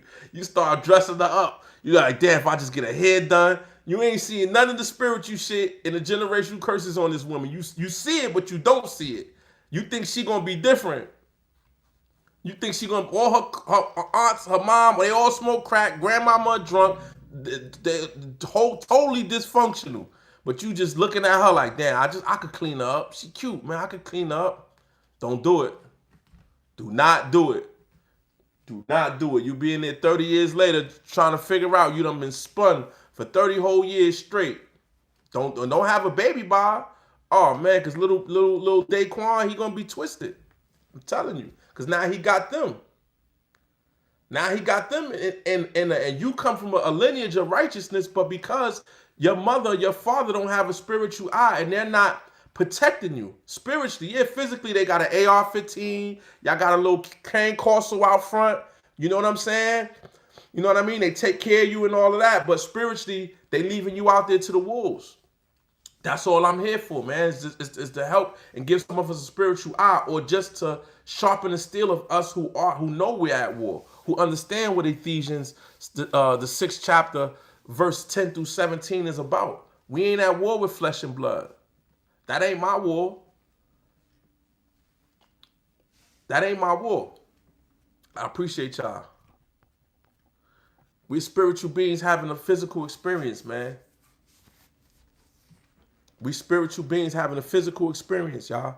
And the reason why I accept Yahshua Yahweh, Jesus the Christ, as my Lord and Savior, or Isa, as you call him, is not for the Christian ways of believing things. I'm talking about from the Gnostic Christian ways, for the ways of the Essenes, is which his bloodline is. And that is a warrior priesthood to cast out demons, to cast out spirits, to be able to manifest what you need in this reality through your relationship with the all in all. You understand what I'm saying? You'll always be fed. Jesus walked around, he had a bag of money. The people around him had swords. They was always all right. They was always good. He was always good. He said, birds of the air have nests, foxes have homes, but the Son of Man has nowhere, have holes. But the Son of Man has nowhere to call home. He was free. Do you understand? They paid the temple tax. They paid the tolls. Because he said, render to Caesar what belonged to Caesar. I don't got to pay that shit. Christ was what we consider an outlaw because he only went by the law of the Most High, the all in all. He wasn't under Caesar's jurisdiction. That's why he said, give to Caesar what belonged to Caesar and give to God what belonged to God. I don't belong to Caesar. His disciple paid the tax. And then when it was the other toll, he told him, go grab the fish. He picked up the fish and they pulled the money out the fish and they handed it to the soldiers. He didn't do it, nor did he want them to take no money out his bag. He grabbed it out of the fish's mouth. Yeah, give him that. We ain't taking one coin out of our bag because you ain't worthy of it. I'm not under your jurisdiction. I'm not under your law. I'm not under man's law. I'm under God's law. We have to get under God's law, because if you stay up under man's law, then you're going to be doomed to face the retribution for what man law doing. We don't have Caesar. It's Donald Trump. You can say how much you despise Donald Trump, but you pay your taxes to this government. So if right now, right, if us, I'm saying us, the United States, because you us, we us, whether we believe it or not. We're not by spirit, but we are under we under their rule. So if right now, right, they dropping bombs on the Palestinians right now, right? Do y'all know if somebody from the Galactic Federation, let's just say hypothetically, let's use our imagination now, right? Let's start talking like the Avengers. So let's say Thor and them landed right now on the White House lawn and they stop them bombing the Palestinians right now. And they say, and all the aliens come and they say, we're going to take the United States for a global tribunal. Y'all are at fault for doing what y'all doing to those people. Let's just say, hypothetically, that happens, right? Do y'all know that we will be charged with collusion? Y'all know that, right? Do y'all know we're going to be held accountable? You know why? Because we're here reaping the benefits of those bombs. We're here reaping the benefits of what the oil that was taken, the land that was, even this land right here, if y'all believe, whether y'all believe you FBAs or you believe in slavery, either way, whether you was a slave who came here and reaped the benefits when you got here, or you came on the ships after they cleared out all the so-called Indians and took the land. Because we're here with our lights, our camera, our gas, our Cartiers, we got air conditioning, we got these nice soft beds. We're here reaping the benefits of what Babylon is doing. We are reaping the benefits of what Babylon is doing. So if you don't have a spiritual eye and a relationship, a personal relationship with the all in all, if the rapture come or a tribunal comes from a galactic federation before the rapture, you're going to be held at fault. I ain't speaking Bible on terms of believing God or you going to hell. We're going to save all that right now. I'm saying if you don't have a relationship with the all in all before the rapture comes, because if you read Revelations, for my biblical people, if you believe in the story, if you read Revelations and it talks about chariots going from one part of the earth to the other part of the earth, and then these seals being ripped open and fire coming down from heaven, if you an ancient alien theorist, then we could say that might be a race of beings. Like, oh, America, oh, y'all think y'all tough? Oh, because y'all got more bombs and shit than the. You see what they doing to the Palestinians? They ain't got no. The Palestinians don't got one jet. They don't got no jet. They got surface-to-air missiles. They ain't got no jets. They ain't got no whole bunch of tanks. They ain't got none of that. They over there annihilating them people. So what if a race of beings say, yo, you know what? Y'all want to play? Well, we going to come down there and we going to fight for them now. We just as guilty because we over here reaping the benefits. We saying we don't like the war. We saying we don't like Trump, but you still paying taxes because you afraid to go to jail. I'm being honest. Only thing you worrying about is the gas prices. Right now, if they was bombing the Palestinians and gas went down to $1, half of y'all who say they shouldn't be doing it. But if the whole time they oppress them people and gas go down to $1, and then he say, yo, you know what? If we go invade Iraq next, or if we go invade one of them other Muslim countries, gas would be 50 cents. Y'all black asses would be on the low like, shit, go ahead and if it's gonna bring these gas places down, shit, blow them up. You're gonna be right here reaping the benefits. We just as guilty. Y'all don't even understand the contractual law. Contractual law, we already have the physical mark of the beast, y'all. Everything is in threes, as above, so below. So when they talk about the mark of the beast, not being able to buy, sell, and trade without having a mark on your right hand or on your forehead, we already have the proverbial mark of the beast. Because most of us are right-handed. Some of us is left-handed, but it said right-handed. It means common. Well, that's what's common. So most of us are right-handed. So when you sign them paperwork to get your ID, when they ask you for your social security to rent your car or buy your car or pay your bills or whatever, you read the number of a man, which the mark of the beast. Y'all want me to read the scripture? I don't know if y'all familiar with it, but I'll go to Revelations right now. And it said, let he understand that this number is the number of a man. You have a number. Every last one of y'all, all 171 of y'all in this chat has a number.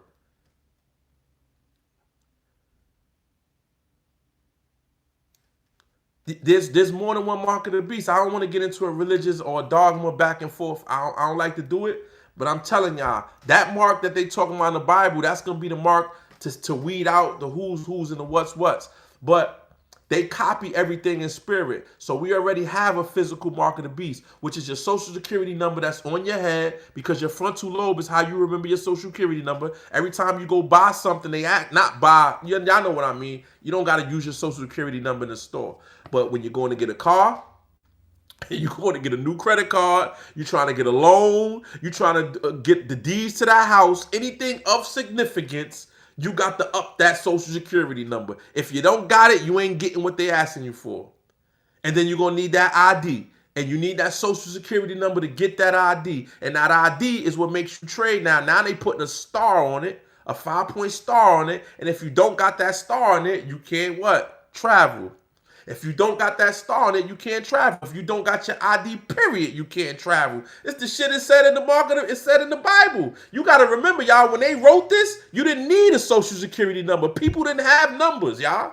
When they wrote that in that Bible over 6,000 years ago or 2,000 years ago, right? Because Christ has been going for 2,000 years. If you go by their math, we're going by the Gregorian calendar, the Greeks and the Romans, the same one who told you there ain't no such thing as demons, that is mental health, them, right? If we going by their calendar, then 2,000 years ago, when they put together this, they didn't have numbers for men 2,000 years ago. We didn't have numbers for men until 1933, after the country went bankrupt and they gave all the gold away and made the people the collateral. We became the stock. That's what the stock exchange is. The humans in America became the stock. We're livestock. Don't think just cow is livestock. Stock is, you stock up your storehouse with grain. You stock up your storehouse with wheat. You stock up your storehouse with vegetables, right? We are stock. We're livestock, not dead stock, not grain. You think cows is the only livestock? Nigga, you livestock too. If you go get your birth certificate, now don't let me go get all the way into sovereignty and birthrights and all that, y'all, because this live ain't really about that. It's about spirituality, but I went through all of that to say that you're in the same seat as Trump because you're in agreement with them. You're in collusion with your birth certificate, social security cards, and paying the taxes that help blow them people up. You're in collusion. I'm sure y'all seen on YouTube when they was dragging them two military vets out of that meeting, when they was like, we're inclusion in the genocide. Those were army vets saying we shouldn't be over there. We don't got nothing to do with that. They removed them generals. They were generals, y'all. They wasn't just no regular soldiers. They were generals, that woman and that man. That's because they have a spirit of the all in all. Those are God's children. They in the army, but they're God. It ain't a race thing. It ain't a race thing. So we could say we the lost tribe of Israel because we black and all that. I say we might be, we might have some significance because we're natural to this planet. But the spirit of the all in all is in every race. The ones who really see. That's why they was dragged out of there. If y'all Google the video, those were two army generals. And while they was dragging them out, if you paid attention, it was two black men, the biggest ones, dragging them out of there. With no look, no upsetness, no nothing. They didn't even care. And then when you watch the meeting, the people were still facing forward. They didn't even look back to make sure. When you hear fight, black people especially, you hear scuffle, you're going to look back just to make sure somebody pull out a pistol. Anything might happen. You're going to look. You're going to want to see what's going on. Man, them people ain't even turn around. They ain't even look. Some of them ain't even human because they don't have the same human emotions that we have. So it's bigger than just having a human emotion, y'all. It's bigger than just having a human emotion. It's about knowing and understanding that you're under their jurisdiction, so you're with the shit that they with. You understand what I'm saying to you? Your gas prices, your BMWs, your pool, you grilling every summer, being able to. Everybody ain't living like we living on this planet right now. We're under Caesar. We're living under Caesar. This is Babylon. This is Rome. This is Greece. And we're reaping the benefits of Rome and Greece. And I'm not saying to go live off in the wilderness or denounce the United States.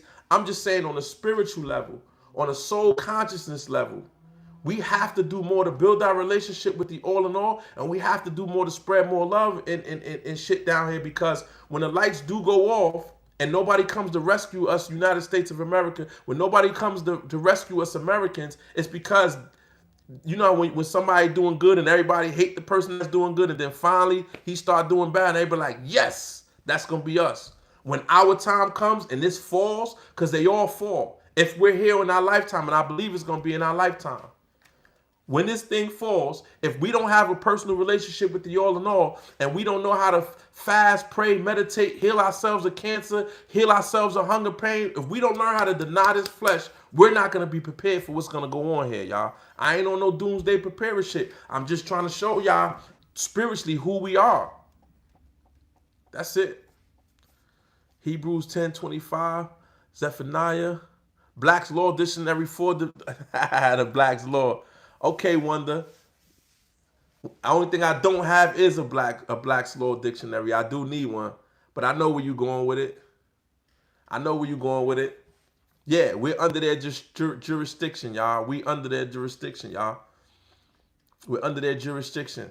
This is all foreign entities and agencies. We didn't beat King George. We didn't beat the British. What we did was we physically beat the British. You know what they did? They backed up and they let a certain religious group of people, the ones who are bombing the Palestinians right now, they let them come in with their banking system. And they created a banking system, which is the IMF, the International Money Fund. And they created the United States Treasury. They created the federal government. They created the IRS. Those are foreign agents. They're not even a part of the United States of America, because there's no real such thing as the United States of America. Each state is supposed to be a kingdom or a country within itself. And each household is supposed to be a kingdom. All of us are supposed to be the king of our castle. Y'all don't know and understand that. This is why some of these states have these stand your ground laws, and some of the three not constitutional, Commonwealth, Pennsylvania, Virginia, Massachusetts, they have different laws because they're closer to the constitutional law. We're supposed to be going under constitutional law, meaning if I own my house and my children, they belong to me. So if you infringe on my kingdom, I could do whatever to protect my kingdom. If you have 2 chickens and I got a bunch of oranges, I can give you these oranges for your chickens, and we can eat this chicken without giving the government a leg. You understand what I'm saying? We can't barter. It is illegal for the house of me to do business with the house of you without giving the government their cut. This is the banking system that they created, the taxation system that they created. That's not God's law. That's man's law. I shouldn't have to give, if I trade you 5 apples and you trade me 4 bananas, we both shouldn't have to give the government 1 apple and 1 banana. My children may need every last one of these bananas and every last one of these apples. If you decide you want to drive a road through my home, you shouldn't be able to take my home, because this is my kingdom. So if you infringe on my kingdom, whether you're the government or not, I'm supposed to be able to arm up and say, this is my kingdom, but it's not your kingdom, because you don't own your house. You're just renting it. You don't own the land. You're just renting it. If you think you own it, stop paying your taxes and watch what happens. If you think you own it. If you think you own your child and your child get out of line and you pop your child, because you're supposed to be able to pop your child, it's yours. You supposed that kid get out of line? Act right now. You're supposed to. That's what's wrong with this place now. You're supposed to be able to pop your child. If you believe that your child belongs to you, if your child active in school, smack your child in front of the teacher and watch what happens. They're going to come take your child away because your child don't belong to you. It belongs to the government. I just found out the other day that if your family member gets Alzheimer's disease, right, and they're in a convalescent home, do you know that you're not even you don't have the right to make the decisions over grandma's estate or her medical conditions? They have what they call tell me the name of it, y'all. So if your grandmother goes into the hospital because she has dementia, so she's let's say she's in a old folks home, the old folks home they won't get the money. That's not what I'm saying. They make the decisions about her finances. Like if she getting SSI, Social Security, they handle that.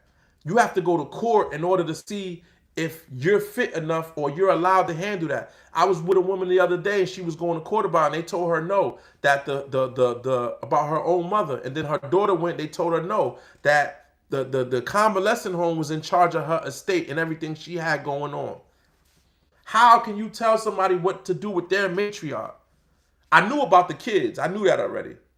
I even know about the wedding thing and the marriages and how they tell you when you could go and who could go where. They're in control of your own marriage. They're in control of your house, your marriage, your kids, your grandmother, because you're not really free. Yeah, we have freedoms. We could drive from, New York to Jersey, or we could fly. We free in that way, but you're not free. They could come take your children. If somebody lie on you and say your children was abused and your kid want to get out that house, because these kids are smart. You can be like, I don't want to get away from these people. Yeah, they abused me. They hit me.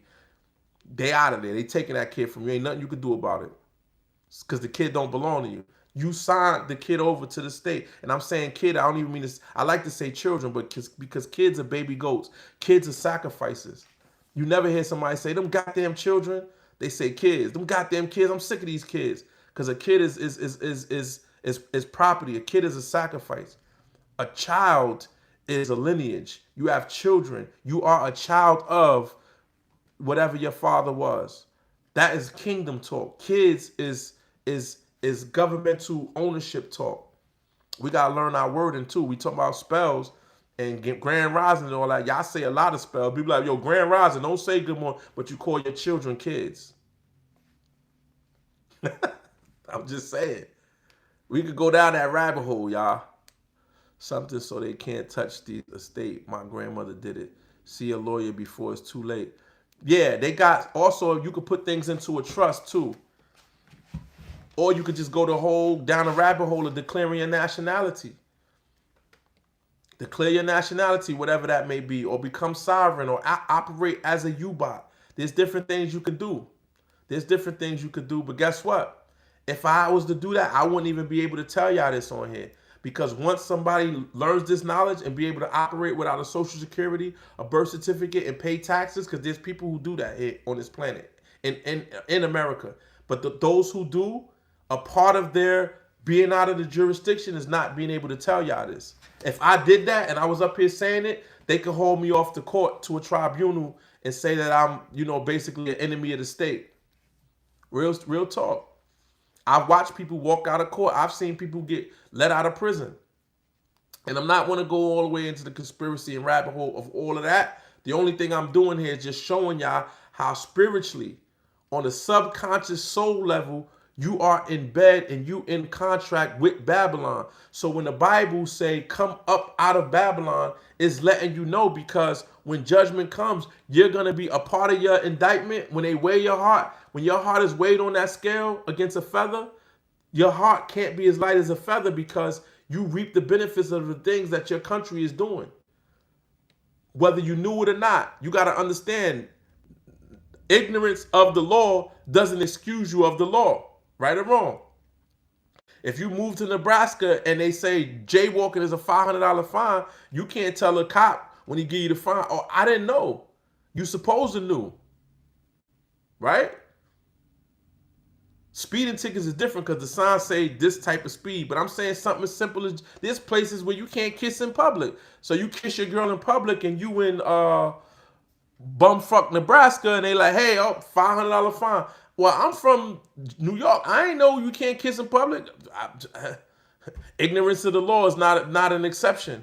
You still gonna be held accountable. It's like that in spiritual law too, y'all.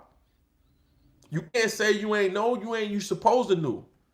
Just like some Christians say, oh, they knew about Christ. They were supposed to know. Everybody know. It kind of be like that. You supposed to know. How you don't know? Somebody told you.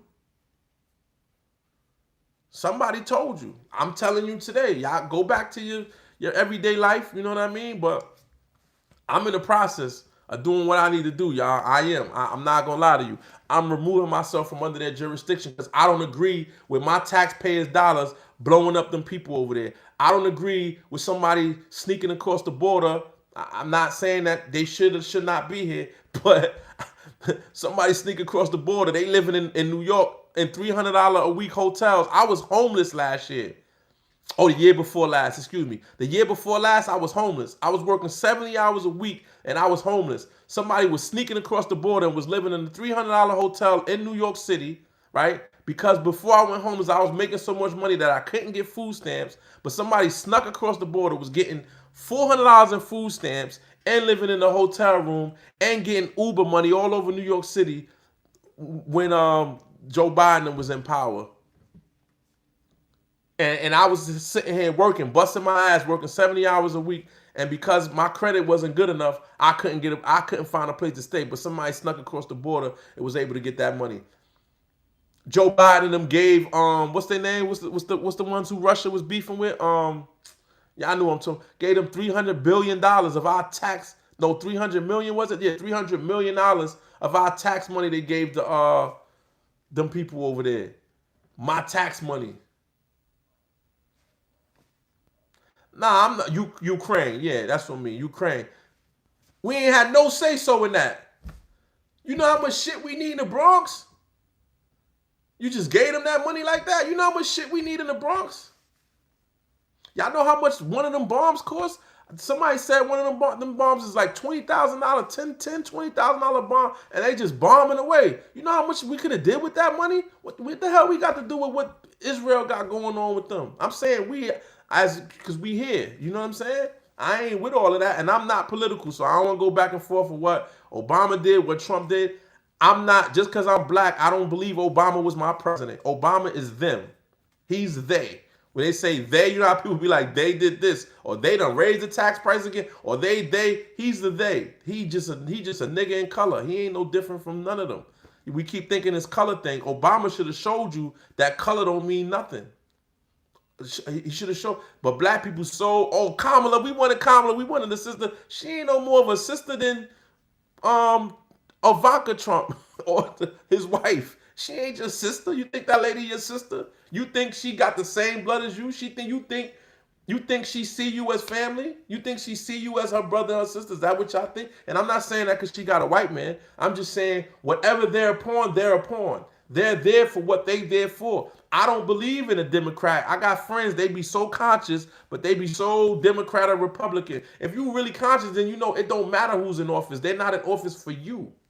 I don't care who's in office. When you become spiritual, you begin to understand that whoever's in power is of the devil. Whoever's in power is of what? There ain't no good, and they just giving you the worst of both evils. They both terrible.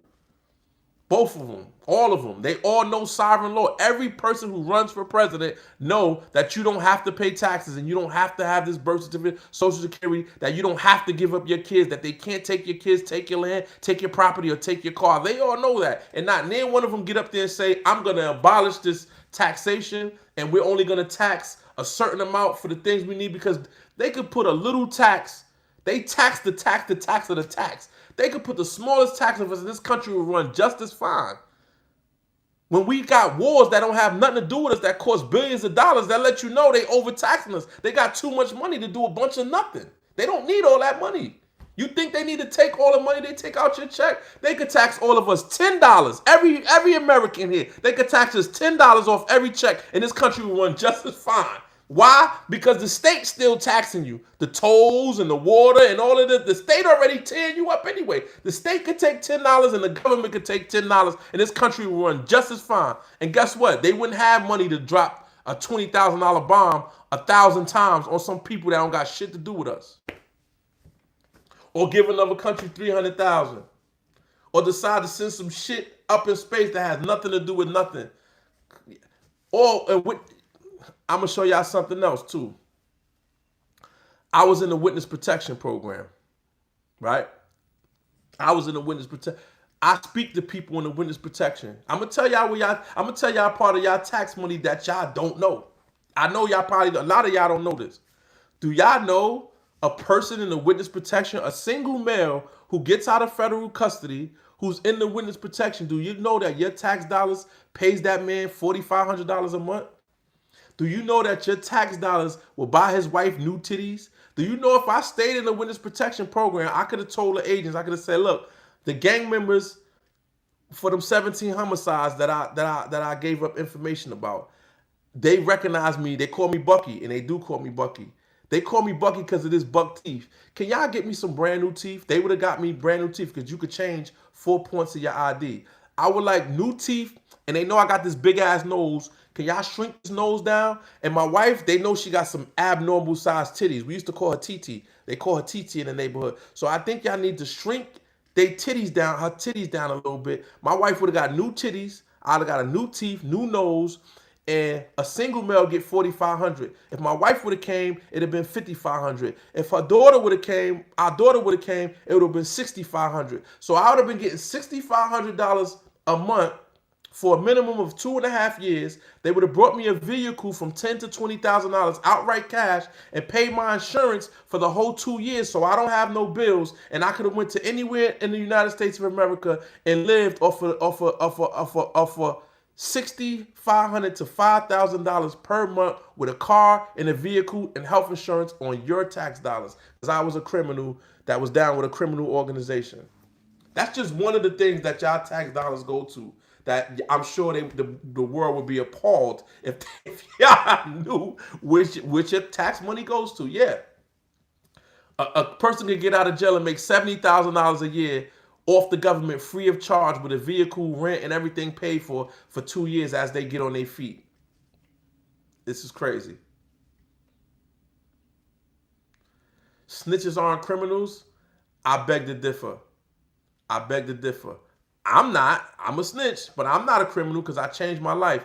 I was sitting in witness protection program. I was sitting in Queens, New York. I seen guys that unalive somebody, told on the gang leader that helped them unalive, and the snitch guy got out of jail and unalived some more people and came back to jail. I seen snitches that was in prison for 2 unalivements, but because he blamed it on the leader of his gang, they let him go, and then they went into a house in Long Island and kidnapped and tied up a whole white family in Long Island and came back to prison. Don't say snitches ain't criminals. They are criminals. They are criminals. Just because you told don't uncriminalize you. Some people tell just to get out of their situation. They're still a criminal. They're still a deviant. You understand what I'm saying?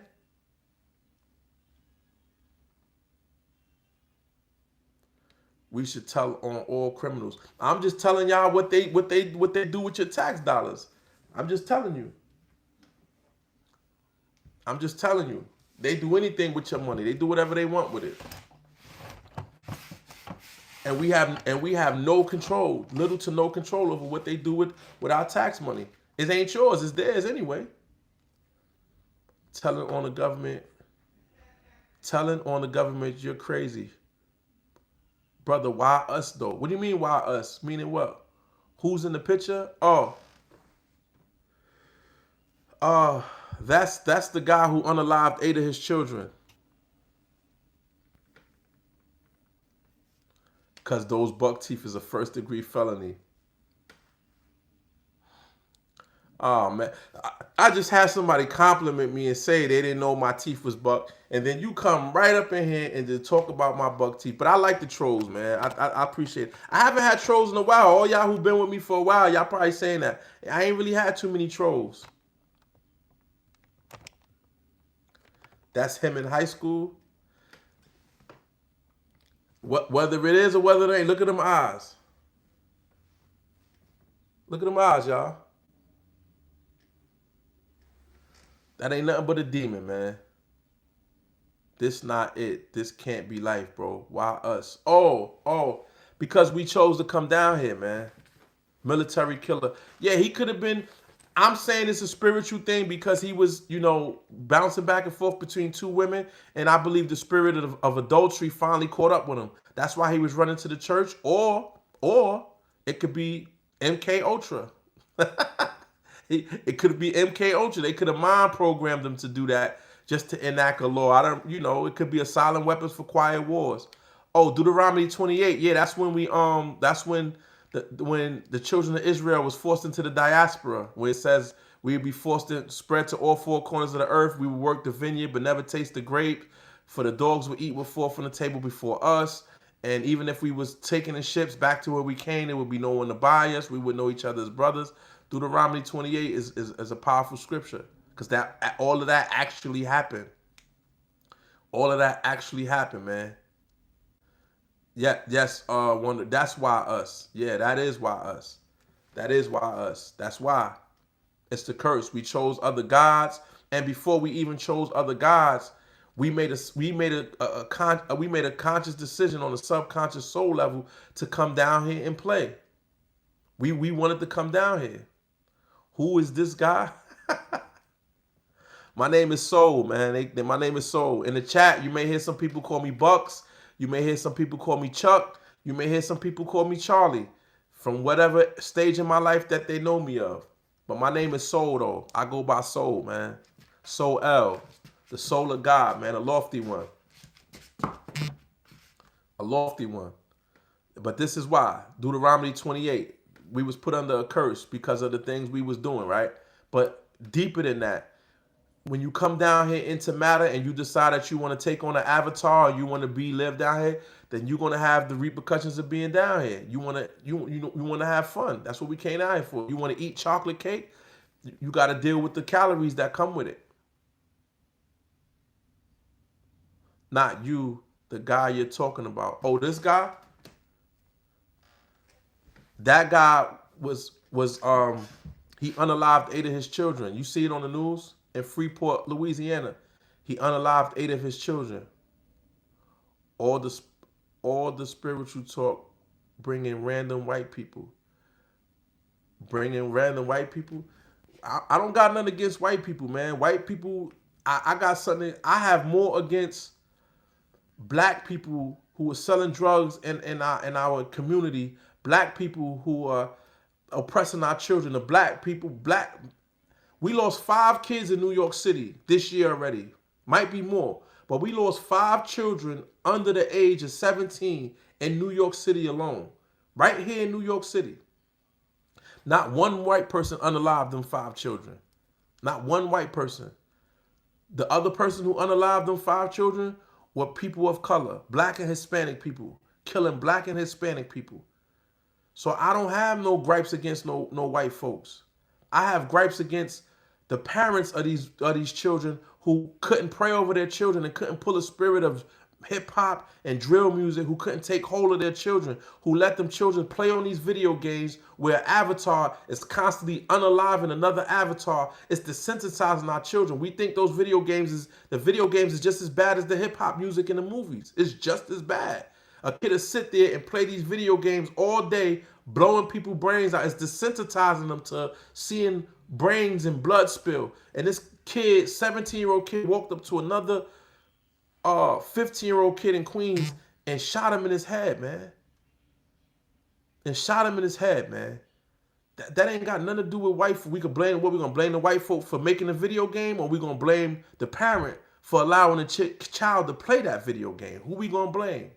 There was a time where we could blame white folks. There was a time where we could. But right here and right now, even if the white people making all the shit that we using, it still takes the parent to say, not my child. Not my child. I was in the supermarket the other day and there was a white guy in the store with his child, right? And his child was jumping up and down for snacks. And he went and got him some peanuts. He was reading the labels. He read the label. I was in 2 hours with him. And he went and he got him some peanuts. Here, take these. He was reading the labels of everything. He's like, no, that's too much sugar, Timmy. No, too much sugar, Timmy. I commend that father, man.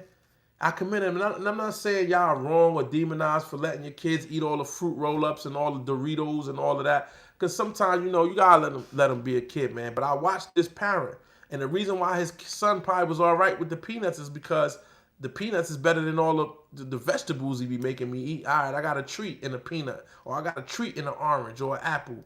You know what I mean? If you didn't train your kids to the junk food, then when you telling them no, ain't gonna really upset them because they just want some sugar. You could give them sugar in the form of a apple or orange or a peach. And I get into that. I say that to say this. That father was conscious of what he allowing his child to put in his body. So you think he ain't gonna be conscious of the woman his child date? You think he ain't gonna be conscious of the video games? If he won't let that kid eat a sugary snack, he probably ain't gonna let him play Fortnite and unalive people all day on a video game and desensitize his kid to unaliving another human being. Because that's what it's doing. It's a psychological program, them video games is. Your kid don't gotta play that. I play video games too, but I had more fun playing Monopoly. I used to love playing Monopoly that was my favorite game. Video games couldn't hold nothing to Monopoly. You know what I'm saying? They don't gotta be unaliving people all day, every day. It desensitizes them. So now when they use this term NPCs, they view other human beings as NPCs because you're just another player in the game or a non-player in the game. That's what an NPC is. We're desensitizing our children. And we're letting the video game and the hip hop raise our children, us in the black community. So how can we blame a white man? How? Y'all saw Rwanda. Y'all saw what happened in Rwanda. We could blame the white man for creating the conditions to make the Watusis hate. I think they was the Bantus. We could say that the Dutch created that. You know, they boiled the pot that blew over, but that was black Africans unaliving other black Africans. So we could sit here and say, yeah, naturally we're a peaceful people. Naturally we're a humble people. But Rwanda was blacks unaliving blacks. And you know who was in Rwanda saving, risking their lives? They was white parishioners. And watch the movie. That's a true story. There was a white lady who was in the safety confines of the hotel while they was hacking each other to death with hatchets, bashing people brains out with rocks. They was unaliving each other in the most gruesome way as possible. Those little white parishioners that are not from Africa ran back into them jungles to save them little black babies. So I don't want to hear all the racist white people shit. Yeah, some of them is twisted. Yeah, a lot of them don't have the same soul consciousness and consciousness we have, but not all of them. And it's the same thing with niggas like this. Niggas like this. You rather him dating your daughter or a nice, humble Christian white man? Give me that Christian white man, y'all. And there was a time where I would have hated for my daughter to date a white man.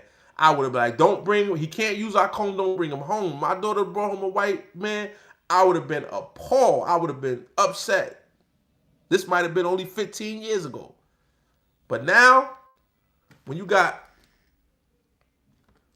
like that running around, and you got King Vons and Lil Durks and Pooh Shiesty, I'll take Johnny over Pooh Shiesty any day. I don't want my daughter bringing home Pooh Shiesty. I don't want him. I don't want my daughter bringing home Pooh Shiesty. I'm sorry.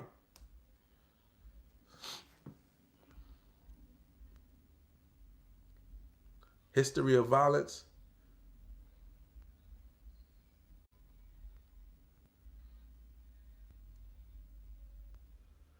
I grew up not eating sweets, only fruits.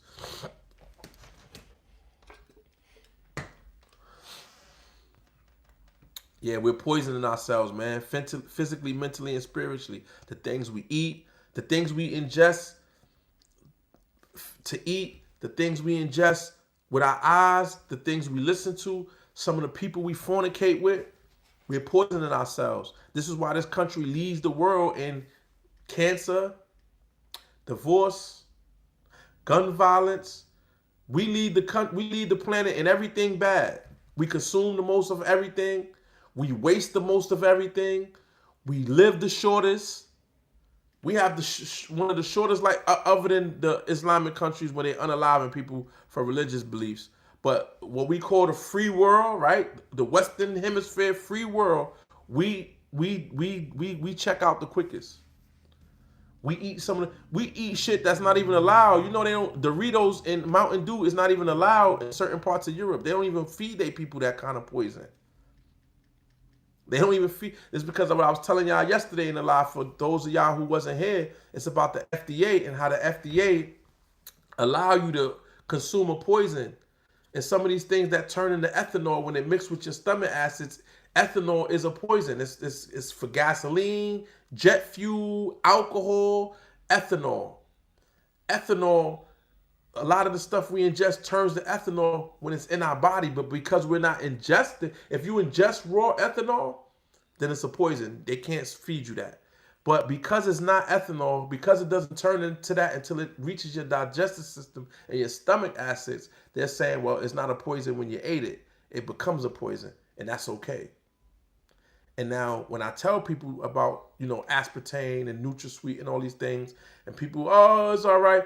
What people do is y'all wait for the same thing y'all did with genetically modified organisms, GMOs, the same thing y'all did with trans fat, and the same thing y'all did with MSG. When we read this in books, us conspiracy guys read this shit 30 years ago. You know what y'all did? Y'all waited till they put it on the outside of the package that it don't have these things. You waited, so you consumed it for 20 years before you decided to say, they say not. I just want non-GMO. Excuse me, do you have the non-GMO? But when your conspiracy theorist brother, cousin, or uncle was telling you about it 20 years ago, you still ate it. So y'all can wait until these natural sweeteners are on the brands that they figure out that it's cancer causing, because they already know. But after 20 years and keep getting sues and lawsuits, and they finally put no unnatural sweeteners, and they start using agave and all them other natural sweeteners, then by then it's too late. Then y'all wonder why we die off we get the most cancer in the world. We get the most cancer in the world because we eat the most bullshit. Our FDA let us eat anything. But it's not up to them to save you and your children. It's not up to them. It's up to you.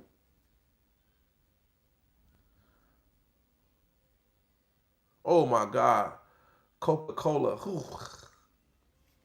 40 grams of sugar in a can.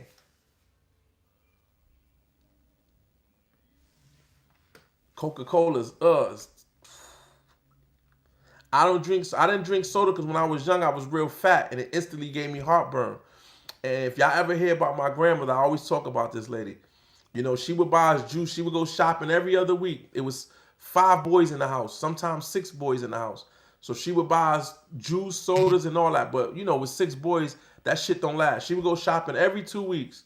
So we would drink up all that other shit in like 3 days. She would only buy that shit once a month. Once the juice and the soda and all that, she would buy, if it's 5 boys, I'm not exaggerating, y'all. She might buy, the Minute Maid juices. She might buy like 5 Minute Maid juices, and we might have 10 CNC sodas lined up against the wall. And we got packs of Kool-Aid. We got all that shit. But it's 5 boys, and we all have friends. We would run through that shit in the first week. You know what we drank all the rest of the month? Water. We had one of them coolers, them office things, the Deer Park office thing. We had one of those all year round. Let me just show you how it wasn't about a sugary thing with her. It wasn't about health, because my grandmother from the South, we ate pork, mogs, chitlins. It wasn't a health thing. It was a money thing. After y'all eat y'all snacks, it's over. It's done. I try to teach that to these new generations. Like, get your kids snacks every now and again, but you go these new kids, you going out the house, they be like, can you bring back a bag of Doritos and a soda? No, that's a treat. When the treat is gone, it's gone. We don't keep retreating the treat. You get a treat, and when it's gone, it's gone.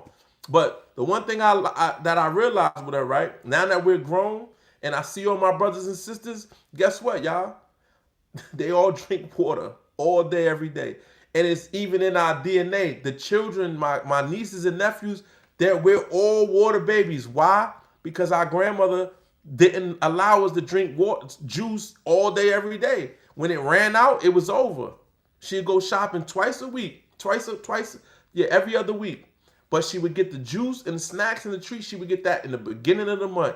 If we ate that shit in 1 week, we had to wait. Now next month, we're going to get it all over again. But it was over. We couldn't say we wanted more potato chips. We couldn't say, oh, grandma, ain't no juice. I don't give a damn, it ain't no juice in it. You better drink. That was her favorite line. Drink water.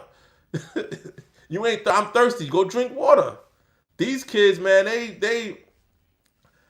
oh man, and I've been with a few girls in these last few years, man. These new mothers, man. You be with these new mothers, you can't even leave the house without the kid. Hey, before y'all go, can y'all come back? Can I get a bag of hot Cheetos, a big Dorito? Can I in a box of coffee cakes? And the mom, yeah, okay, Jimmy, sure. No, you buy that shit one time, that's it. It's over. We not gonna keep buying snack. Not only is it not good for you, but We ain't got the money to go buy you $10 in sweets every time we leave the house. That shit is expensive.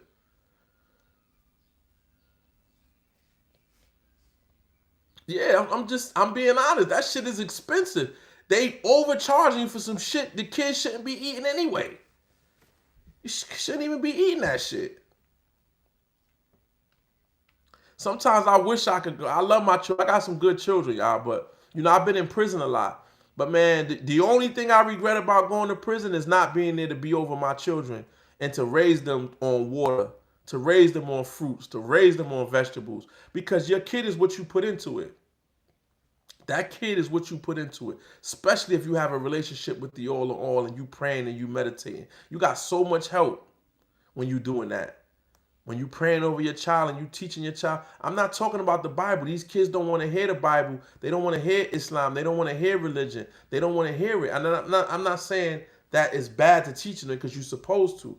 But when they have scissor in their ear and they have little Dirk in their ear and they playing video games of unalivement all the day and their mind is sugar on their brain 24 hours a day, 7 days a week, they not going to be able to focus and hear the word of God. Yeah, the meat is made in labs. I used to love chicken patties because I didn't really like hamburgers. I was like a chicken patty person. Man, these chicken patties are chewies. I haven't ate a chicken patty in over 6 months. I don't eat them no more. They too chewy. It's not. I know that's not chicken. I don't eat them no more. I used to love chicken patties, man. But yeah, you can't even tell these kids nothing because their attention spans is short because they on their phones every day getting these clicks of these videos. They on a video game all day, and their brain and they bloodstream is full with sugar. Sugar is what people get HD. I read a book, Mind Control, Mass Control by Jim Keefe, and I read this in another scientific study about sugar. When they was giving all these kids ADHD and all this not being able to focus, it's because of the sugar. Sugar makes you unable to focus. So your kids get up early in the morning and you give them a bowl of cereal or a Pop-Tart, you done gave them 4 days dose of sugar. ADHD, y'all know what I'm talking about. You don't let them have a bowl of sugar. I was going to say cereal, but I got a little speech impediment, y'all, so excuse me. But yeah, you giving them cereal, you gave them a bowl of sugar. And then you want to make it quick. Oh, go ahead, you go get a Pop-Tart. You go give them a Pop-Tart. Or God forbid you let them sit down and have a meal and you make them some waffles, which the waffle itself is full of sugar. And then you pour nice and good old sugary syrup with a whole bunch of high fructose corn sugar. So in 30 years, little Jimmy gonna have cancer because you've been giving him all the ethanol he could afford. And it's in the jelly, and it's in the Pop-Tart. It's in everything sweet now. They don't even put sugar in it. It's sugar in it, but they put ethanol on top of the sugar. And then we go and think we doing something sweet. Oh yeah, give me a sugar-free. Oh, you want straight up aspartame, NutraSweet, high fructose corn sugar, which turns to ethanol, and ethanol is one of the main things in our diet that causes cancer. And I lost 2 friends to stomach cancer, y'all. I lost a friend to stomach cancer, man. She found out she had stomach cancer. She was dead in 8 months. 8 months.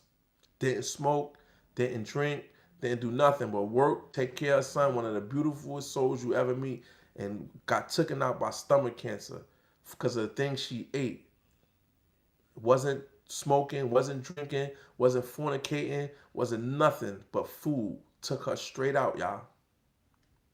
For real. And it don't happen to all of us. It's like it's like the weed analogy, right? We all could smoke the same blunt. Y'all might be higher than me. We all might could have the same 5 shots, and Jenny's falling over the floor, leaning all over the bar stool, and I ain't even get a buzz. And trust, as big as I am, I done drank with women when I was drinking, and they could drink more than me. And my father said he's the same way. So somewhere in our DNA, we didn't need a lot of drugs or alcohol to get high. I could take a couple pulls and I'll be high. I could take a couple sips and I'll be drunk. My father's the same way. So because I pay attention to things spiritually, it's not really in our genetics to get high or to be a consumer of these substances anyway, right? So everything affects all of us different. So everybody not going to be taken out at 40 due to stomach cancer because of ethanol and the poisons that we ingest. But it is a time thing. And it is the reason why we #1 on the planet for cancer, because the shit we eat.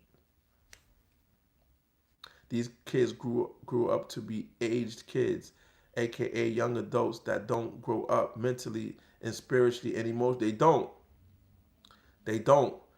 They don't. And it's our fault. It's our fault because I'm 47, so I was born in 79. It's my fault. And all the parents my age, all the parents born in the 70s until now. It's the parents that was born in the 60s and the parents that's born in the 50s were the parents. The parents that's born in the 70s, we the new parents. We the, oh, I want to give my children the things I didn't have. Some of the things you didn't have, you wasn't supposed to have. You know what's the main thing we give our children that we didn't have, and it's the worst thing? You know what that is? No. No. It was so good for our parents and the people who raised us to tell us no. No is good. You know how good no was? I was separate with mine. Killing us slowly with food. Yeah, it's good to tell a kid no. No is what made us hardworking adults who appreciated shit. Not telling these kids no is making them, you know the word, y'all. It's a good word. Come on with the word. Entitlement. These kids is entitled. They don't know no. I done been with girls, they can't say no. Please, but after the second but, I would have got that look and I would have shut up because I knew it was going to be a jack slap, a slap, or when I ask for something tomorrow, she going to say no just because I said no yesterday and I said no and you asked me again. So no today. These kids, they don't know. No is no. You don't understand what no is? No. Somebody in the chat said the other day, their neighbor told their son no, he tried to set the house on fire. That's entitlement. That's entitlement. It's good to say no, man. It's good. Or to make them work for shit. I've been with some of these women, they don't make these kids work for nothing. That kid who's 12, 13, 14, 15 right now, that every time you tell him yes, you don't tell him no or tell her no for nothing. It's just yes, yes, yes, yes, yes. When they get adults, when you start telling them no, they're going to go crazy on you. Why? What do you mean no? And they ain't doing shit but playing the video game, eat, sleeping, and shitting.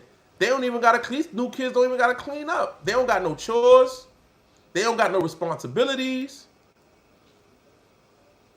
No chores, no responsibilities, y'all. They don't even like school. And I know why these kids don't like school, because they're actually smarter than us.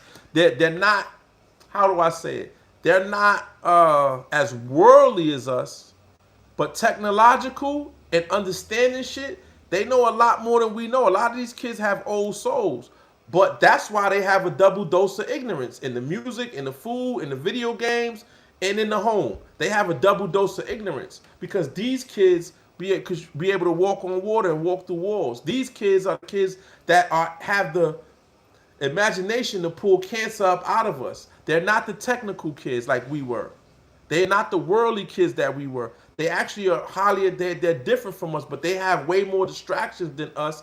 And then we're not parenting like our parents used to parent. Some of us. These new parents ain't. The parents that's born in the 80s and the 90s, they ain't parents. They friends. They ain't no parent. They don't know the difference between being a friend and being a parent. A parent says no. A parent says clean up your room before you can go outside. A parent says, yeah, you can go do this, but clean up your room. A parent says, I'm not giving you money for a video game I already spent $70 on, and the big console I spent $600 on. No, I'm not giving you $20 every day to play the same damn game. You got the game, you figure it out from there. Can I have $20 for the game? No. All right, you want $20 for the game, then you want McDonald's. And then tomorrow, you might not want McDonald's or $20 for the game, but you want the latest this and that. And we ain't going to talk about Christmas and birthday. We ain't talking about clothes and videos and electronics. We ain't even going to get into that. Come on, y'all. And because we want to be unlike our parents, when the birthday comes, we want to go get the $1,000 iPhone or create this super retarded bill for this phone because this kid has to have the phone because all of the kids got the phone, and we don't want to be like our parents, so we go buy the phone, so we create a whole nother bill when this kid shouldn't get a fucking phone because the kid don't got a goddamn job. So what you do is you don't give the iPhone or the newest phone, you give him a cheap phone that works, that he could do everything that everybody else could do, and you tell him, well, listen, when you graduate high school, I'm gonna get you the best iPhone they got. You give them an incentive. I don't care if they don't got what their friends got. They got everything else. They got the sneakers. They got the book bag. They got everything else. All the kids got all the same shit. No. You want the iPhone? Graduate from high school. I'll get it for you. You have to set these boundaries because it makes the kid work for something. I seen a kid. Yeah, listen, little young one. Dump the trash and do the dishes every now and again, and I'll give you XYZ. The kid ain't never did nothing, and the mom's still gonna give it to her. Well, why you just? Well, they friends. They friends got everything. All right, that kid gonna be that 14-year-old little girl gonna be the 27-year-old still on your couch with her baby. Cause you ain't never gave him nothing. You didn't give him you didn't teach him the give situation. Like you ain't making him pay for nothing. You just giving it to him. When I wanted to go outside, I had to before I went outside, you know what I did, y'all? I cleaned my room, I washed the dishes, I might have swept some things under the couch and pushed some things under my bed, but I knew before I go in there and ask to go outside, I had to do all these things. Because if I don't do them, she's going to tell me no. So when you go in the room like, can I go outside? Is my dishes done? Yeah. Is your room clean? Yeah. You put up your clothes? Yeah. You did your homework? Yeah. All right, boy, go ahead, get out of my face. So I would do these things. So now as I get older, guess what, y'all? I can't live in no mess. I can't live in no junk. And when I meet a girl and her house is messy and dirty, then I know my grandmother said she can't keep house, she can't keep a home, she can't keep a man. Don't mess with her. And we think that those are just jargons, what we call superstition. But what it is when you start reading psychology and you start reading what they call feng shui and energy, what you start realizing is if a person's car is dirty and messy, their life is messy and dirty. As above, so below. So without, so within. Right? If you meet a female, you jump in her car and it smells like dog, cat, her shoes is on the floor, tennis shoes, paper scattered, everything everywhere. Her car's a mess, her life is a mess. I'm telling you. If her car is a mess, her life is a mess. You come in the house, there's dishes all in the sink, laundry all over the place, her tampons is still in the garbage can, she don't mind if you see it or not. Don't look in her medicine cabinet. Don't even look in there. Because her house is already showing you what's in her medicine cabinet. This is all spiritual things. This is energetic things. What they call feng shui. Like if her house ain't in order, her life ain't in order. You know what I'm saying? That's why you don't let the kids be in a dirty room. You go in there and you make them clean up. You don't let them go to school and all the nice clothes you brought them, and then you go behind them and clean up the room that you asked them 1,000 times to clean. And then when they get home, in the room you just clean and ask you for money for the video game, you still give it to them instead of saying, no, I asked you to clean your room. I had to clean it, so I'm not giving you money for the video game. Because now, as years go on and this progresses, the child understands the give and take system. I got to do this to get this. And that puts work ethic in them. That's why these kids don't have no work ethic. I worked at a job. It was a bullshit gas station job, but I was working 70 hours a week. And all I worked with was young kids. These kids don't want to work. They sit there on their phone. They don't want to work. They don't want to come to work. And then they come in there, oh, my check was only $300. Hey, Chuck, what your check was? $1,200. Man, damn, I wish I was making some. You got to work 70 hours to make $1,200, little Jimmy. Take your ass to work. When you called out last week, I took your 8 hours. When little Tyrone called out last week, I took his eight hours. That's why my check was $1,300. You can do it too. Just come to work. Yeah, man, I got to start doing that. He calls out again. They all call out. I was getting all the hours I wanted because they going to call out. And then they get there and don't want to do nothing. I'm the only one sweep. I'm the only one mop. I'm the only one do the cleaner. I sent one kid in there to clean the bathroom. I said, yeah, clean the bathroom. He went, he picked up all the trash, dumped the trash. I go in there, the toilet is still shit, piss all around the toilet. I said, bro, I told you to clean it. I did clean it. You didn't see the toilet? No, I ain't see the toilet. He go, look, what's wrong with the toilet? You don't see the shit all around the rim of the toilet? The toilet's not clean. You know why he didn't know the toilet was clean? Because he was never taught what a clean toilet looked like. He never had to clean the toilet. I said, you ever cleaned the toilet before? Nah. You never had to clean the toilet? No. So who cleaned the toilet in your house? I don't know. I know your mother cleans it. That's why you don't know what a clean toilet look like. He ain't know what a clean toilet. He never had to clean a toilet. I could not imagine living in my grandmother's house and not and not knowing. Not only did you clean the inside of the toilet, you know the back, the side, on the top. You know how you get all that grime and piss, especially with 5 boys, y'all. Y'all know it's gonna be piss on the bottom. You know that back piece behind the actual bowl. You gotta get all that shit, man. For real.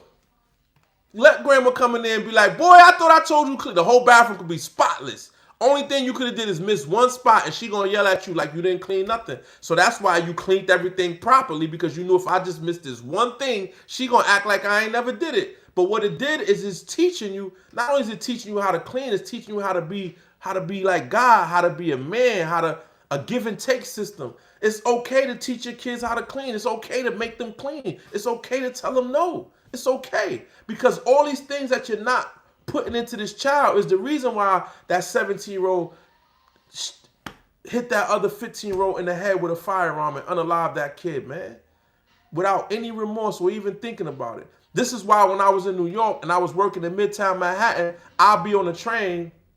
An old lady, a pregnant lady can get on the train and it'll be 15 kids from high school. They all over the seats, sitting on the seats, standing on the seats. Not one of them will move and let that old lady or that pregnant woman get a seat. Not one of them, man. Not one of them. And they still cussing. They still fussing. They don't have no regard for nobody outside of what they over there doing. Not near none of them, man. When we grew up, and we was tougher than these kids. I'm not going to get into the violence and none of that stuff, but I'm just saying we was 30 times tougher than these kids growing up. But when that old lady came, we gave them a seat because we knew if we was with our mother, our father, or we was with anybody, or even another adult on that bus or that train, we'd be like, boy, one of y'all get your ass up and get that lady a seat. And we got up.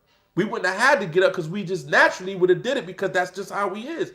They wonder why. And then the mother who don't ask her son to clean, ask her daughter to clean, tell her daughter no, that same mother, when she get on the train or the plane or the bus and the kids don't give her the seat, she like, oh, these kids are so rude. That's your kid. Your kid may not be sitting there, but your kid do the exact same thing. I know you didn't train your kid no different because you ain't train your kid to clean. You don't tell your kid no enough. You ain't pop him enough. You let him drink sugary drinks whenever he wanted. You run to the store to get him whatever he asked for, and with nothing, no give and no take. That is your kid. You just ain't there to see him. You just ain't there to see him. No respect for the elders, but this is in the Bible when it said the young will not respect the elders. This is all biblical, man. All this shit is biblical. So, I'm not here to preach the gospel, but I'm just telling y'all, all these things that it said would happen, these are the systematic things that came in place to make it happen. It's nothing wrong with saying no. There's nothing wrong. There's nothing wrong with making a kid do something. Now, I don't know what we're going to do, y'all. Everybody worrying about the Mexicans or the illegals crossing the border with these jobs. These kids don't want them. These kids don't want these jobs. They don't work.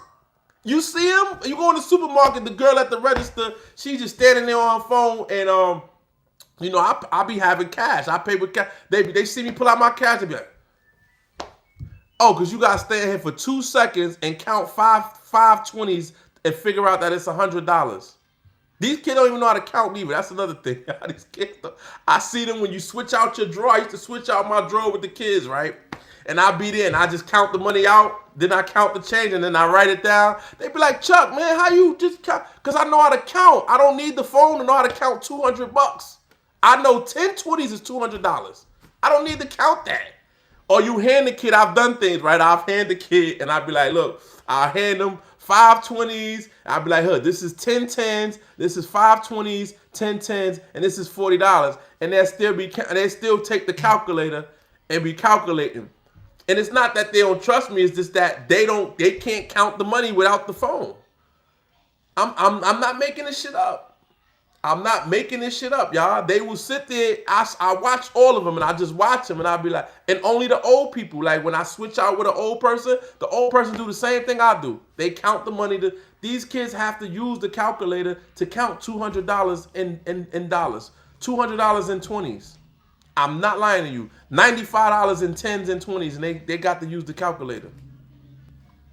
Read too. And logic, forget about logic. They don't have no logic. What's the logic is out of the door. You ever just like try to solve a simple puzzle, like you're moving something in or something out, and they have to drag a crate into the freezer, but you got to turn it sideways to get in the freezer, and the kids are beating like, it don't go in, and you turn sideways and then push it and it'll go. And I'm like, oh, yeah. But if it was on a video game, they would have figured it out. Put it in the video game. If it ain't in the video game, they're not going to be able to figure it out. I'm telling you, and I don't want to keep attacking it, but it's y'all fault, man. It's y'all fault. It's our fault, because I was in prison, so I wasn't able to help my daughter. I go through with my daughter, man. I'm telling y'all, I got blocked on I was home. I paid my daughter's, first of all, I had an Android. My bill was $65, right?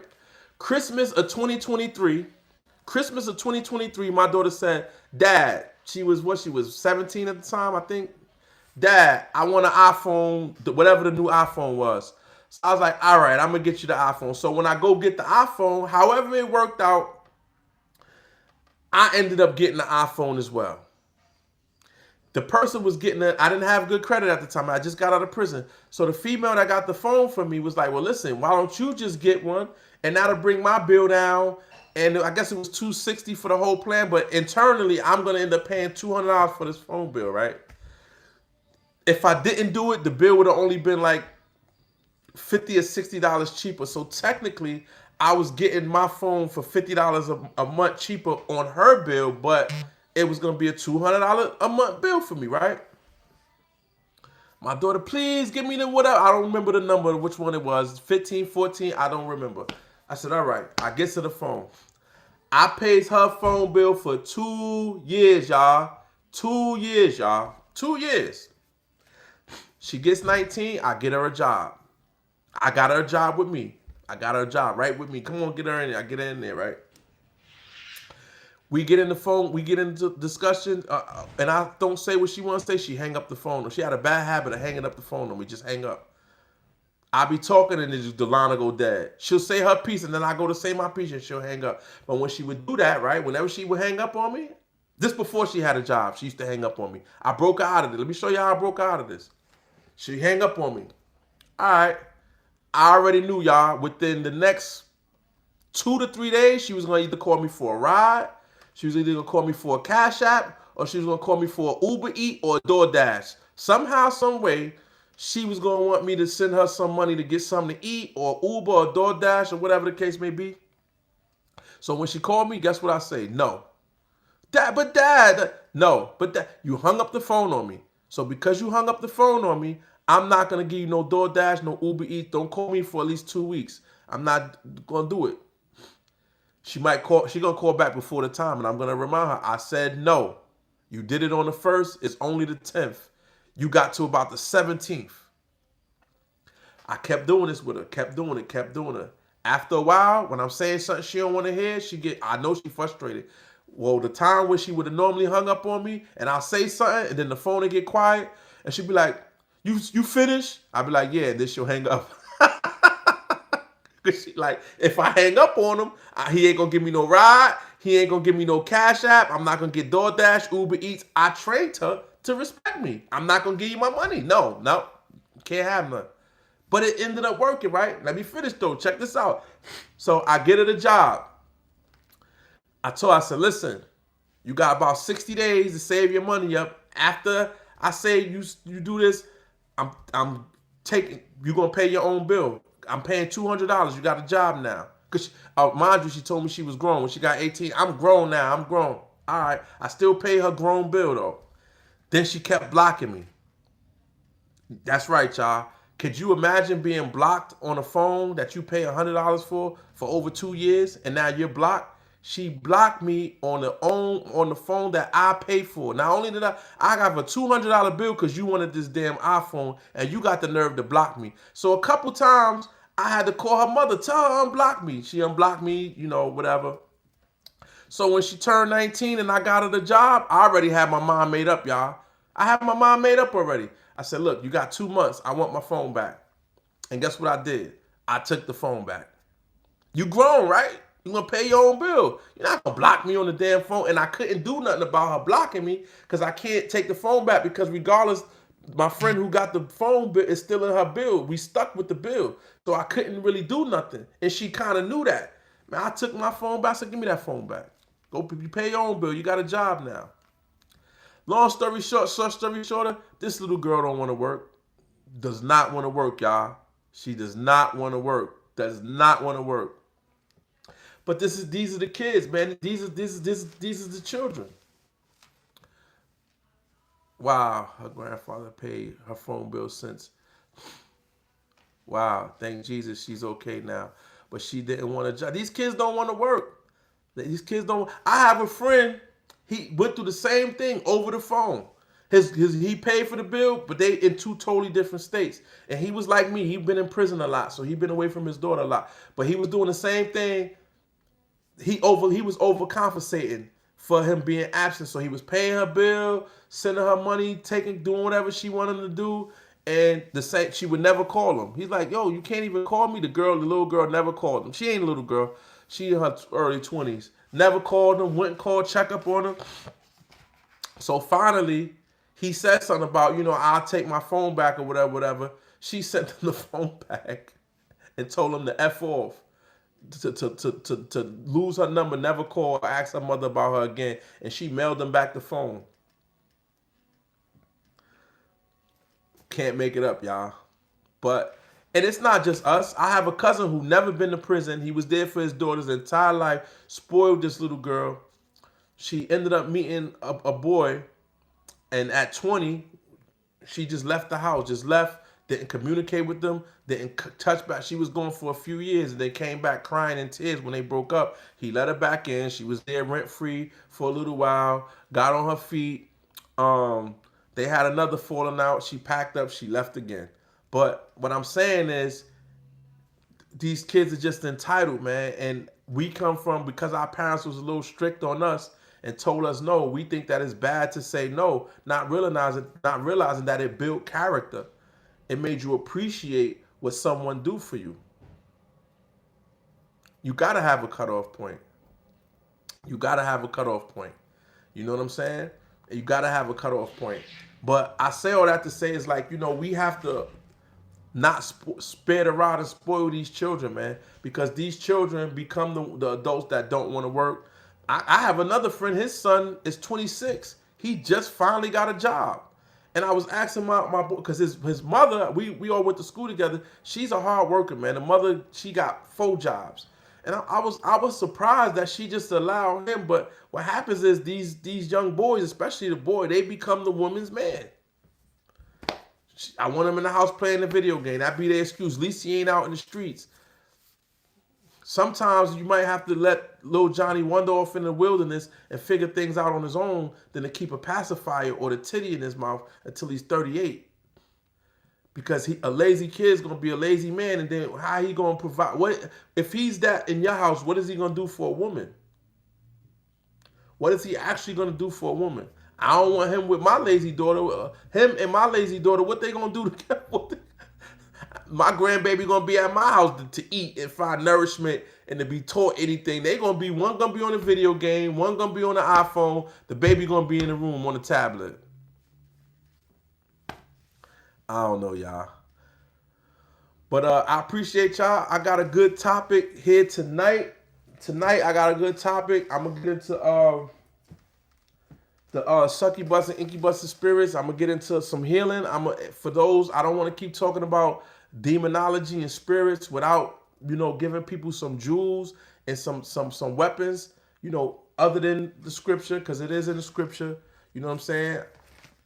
tonight I want to give out some jewels and some things we could do spiritually to protect our homes and protect our mental health, physical health, and spiritual health from outside attacks and influences, y'all. That becomes a headache for life. 60-year-old still want with mama. 60 to be 30 still with mama, to be 25. I mean, 25 became normal, but y'all know, like we know, 25 years old, none of us was still in the house, man. I mean, I'm 47, so I don't know, you guys on here, y'all might be in y'all 30s or mid 30s. Maybe y'all was home, because that's a big age gap. But us 2000, I mean, 70s babies and deeper, none of us was in the house at 25. We all was already out the house by 50. I was out the house by 16. And I was in the street, so it's not a good thing. But even my cousin, the one who went to the military, he left for the military at 18. He never went back to my grandmother's house. You know what I'm saying? So 25 is the new push off point when it shouldn't be. 25, he or she should already be in the world. For real. I'm in the house at 32. See? Look at this, y'all. Light worker. I'm in the house at 32. See? You from that generation. That's why I excluded y'all. I excluded y'all. You a 90s baby. I didn't include you 90 baby into this. Cause my daughter's 29. She's a 90s baby. I gotta remember the big age difference. 32, that's the normal age. I'm 43. I left the house at 16. That's right. Came back and left again at 25. Yeah, it's cool to try to work towards something, to come back, get a little rest. It's cool to do that. It's cool to do that. It's okay. And at least you have a home to come to. It's good to have that. Yeah, I have a 29-year-old daughter. My oldest daughter is 29. I have a 29-year-old. I was 17 when she was born. Yeah, I was 17 when she was born. I got a 29-year-old. 19, 29, 19, and 15, all girls. So y'all know I was terrible. I was terrible in the streets. I was terrible.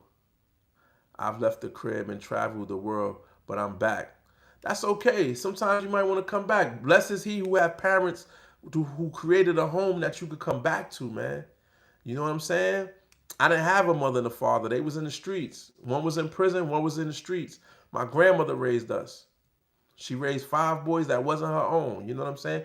But I'm glad she did. You know what I'm saying? And that's another thing, too. We can't have the excuse, oh, I was raised by my grandmother. That ain't no excuse. That one grandmother is better than some people's parents. For real. I've dated women who had a mother and a father who didn't have the Christmas that I had. I dated women who had a mother and a father, and their mother and father never hugged them or told them they love them. And I used to ask them, why you don't never respond back, I love you and stuff? Well, my parents didn't tell me they love me. What? My parents didn't tell me they love me. We didn't hug in my house. You didn't hug in your house? Yeah, my father and my mother, they didn't wrap Christmas gifts. We just got handed the gifts. We didn't have a tree. What? And you know, I know the whole paganism thing in Christmas, but as a kid, it was a special thing. Grandma, when the tree came, my grandmother would get the big box and we would all put together the tree together. She'll sit there in the love seat and let us decorate the tree. And it was like a ritual that we all did together. You know what I mean? So that's why, even though I was a street nigga running the streets, shooting my gun off, a gangbanger, but on Christmas, my baby mom used to be stunned at the fact that I would go get the biggest tree. I would color coordinate it was a thing amongst her family of how good I decorate trees. The family would come in, I was like, oh my God, who did that tree? He did it. The gangbanging thug hooligan, you did this Christmas tree. Yeah, I mean, that was a thing. My grandmother was a holiday person. She loved the holidays.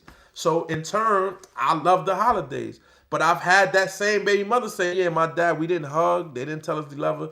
We didn't have a Christmas tree. They had a mother and a father, y'all. A mother and a father. Brothers and sisters, same mother, same father, same brothers, same sisters, and they have a half of a relationship. Yet here, all my brothers and sisters, all born addicted crack, all of us got different fathers. Some of us don't have fathers, but we speak every day. We on a Zoom chat every once a week, all my brothers and sisters. And there's something to go on. We all there for each other. But you have brothers and sisters, same mother, same father, same house, but there was just no love in there. And I'm not judging nobody or saying, you know, or nothing like that. But I say that to say, like, you never know. The grass might look greener on the other side. We think, oh, they got a mother and a father. Both parents got a car. They got a house that is good in there. We don't know what's going on in there. You don't know what's going on in there.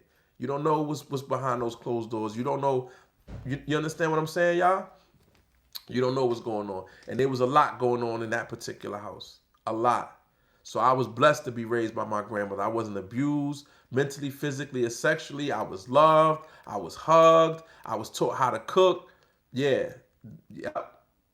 I know how to cook, y'all. Real good. All my brothers. All my brothers could do a Thanksgiving meal. Every last one of us. Clean my own clothes, do my own laundry. You know what I'm saying? I just couldn't keep my, I couldn't stay out the streets and out of women's faces. That part. But all the other shit, I was raised by a good woman, and all my brothers is the same way. All of us. But I appreciate y'all. Like, share, subscribe, y'all. Subscribe if y'all not subscribed. I'll be back on here at 10 o'clock. Y'all. I appreciate y'all. I thank you. Peace, love, and light to y'all.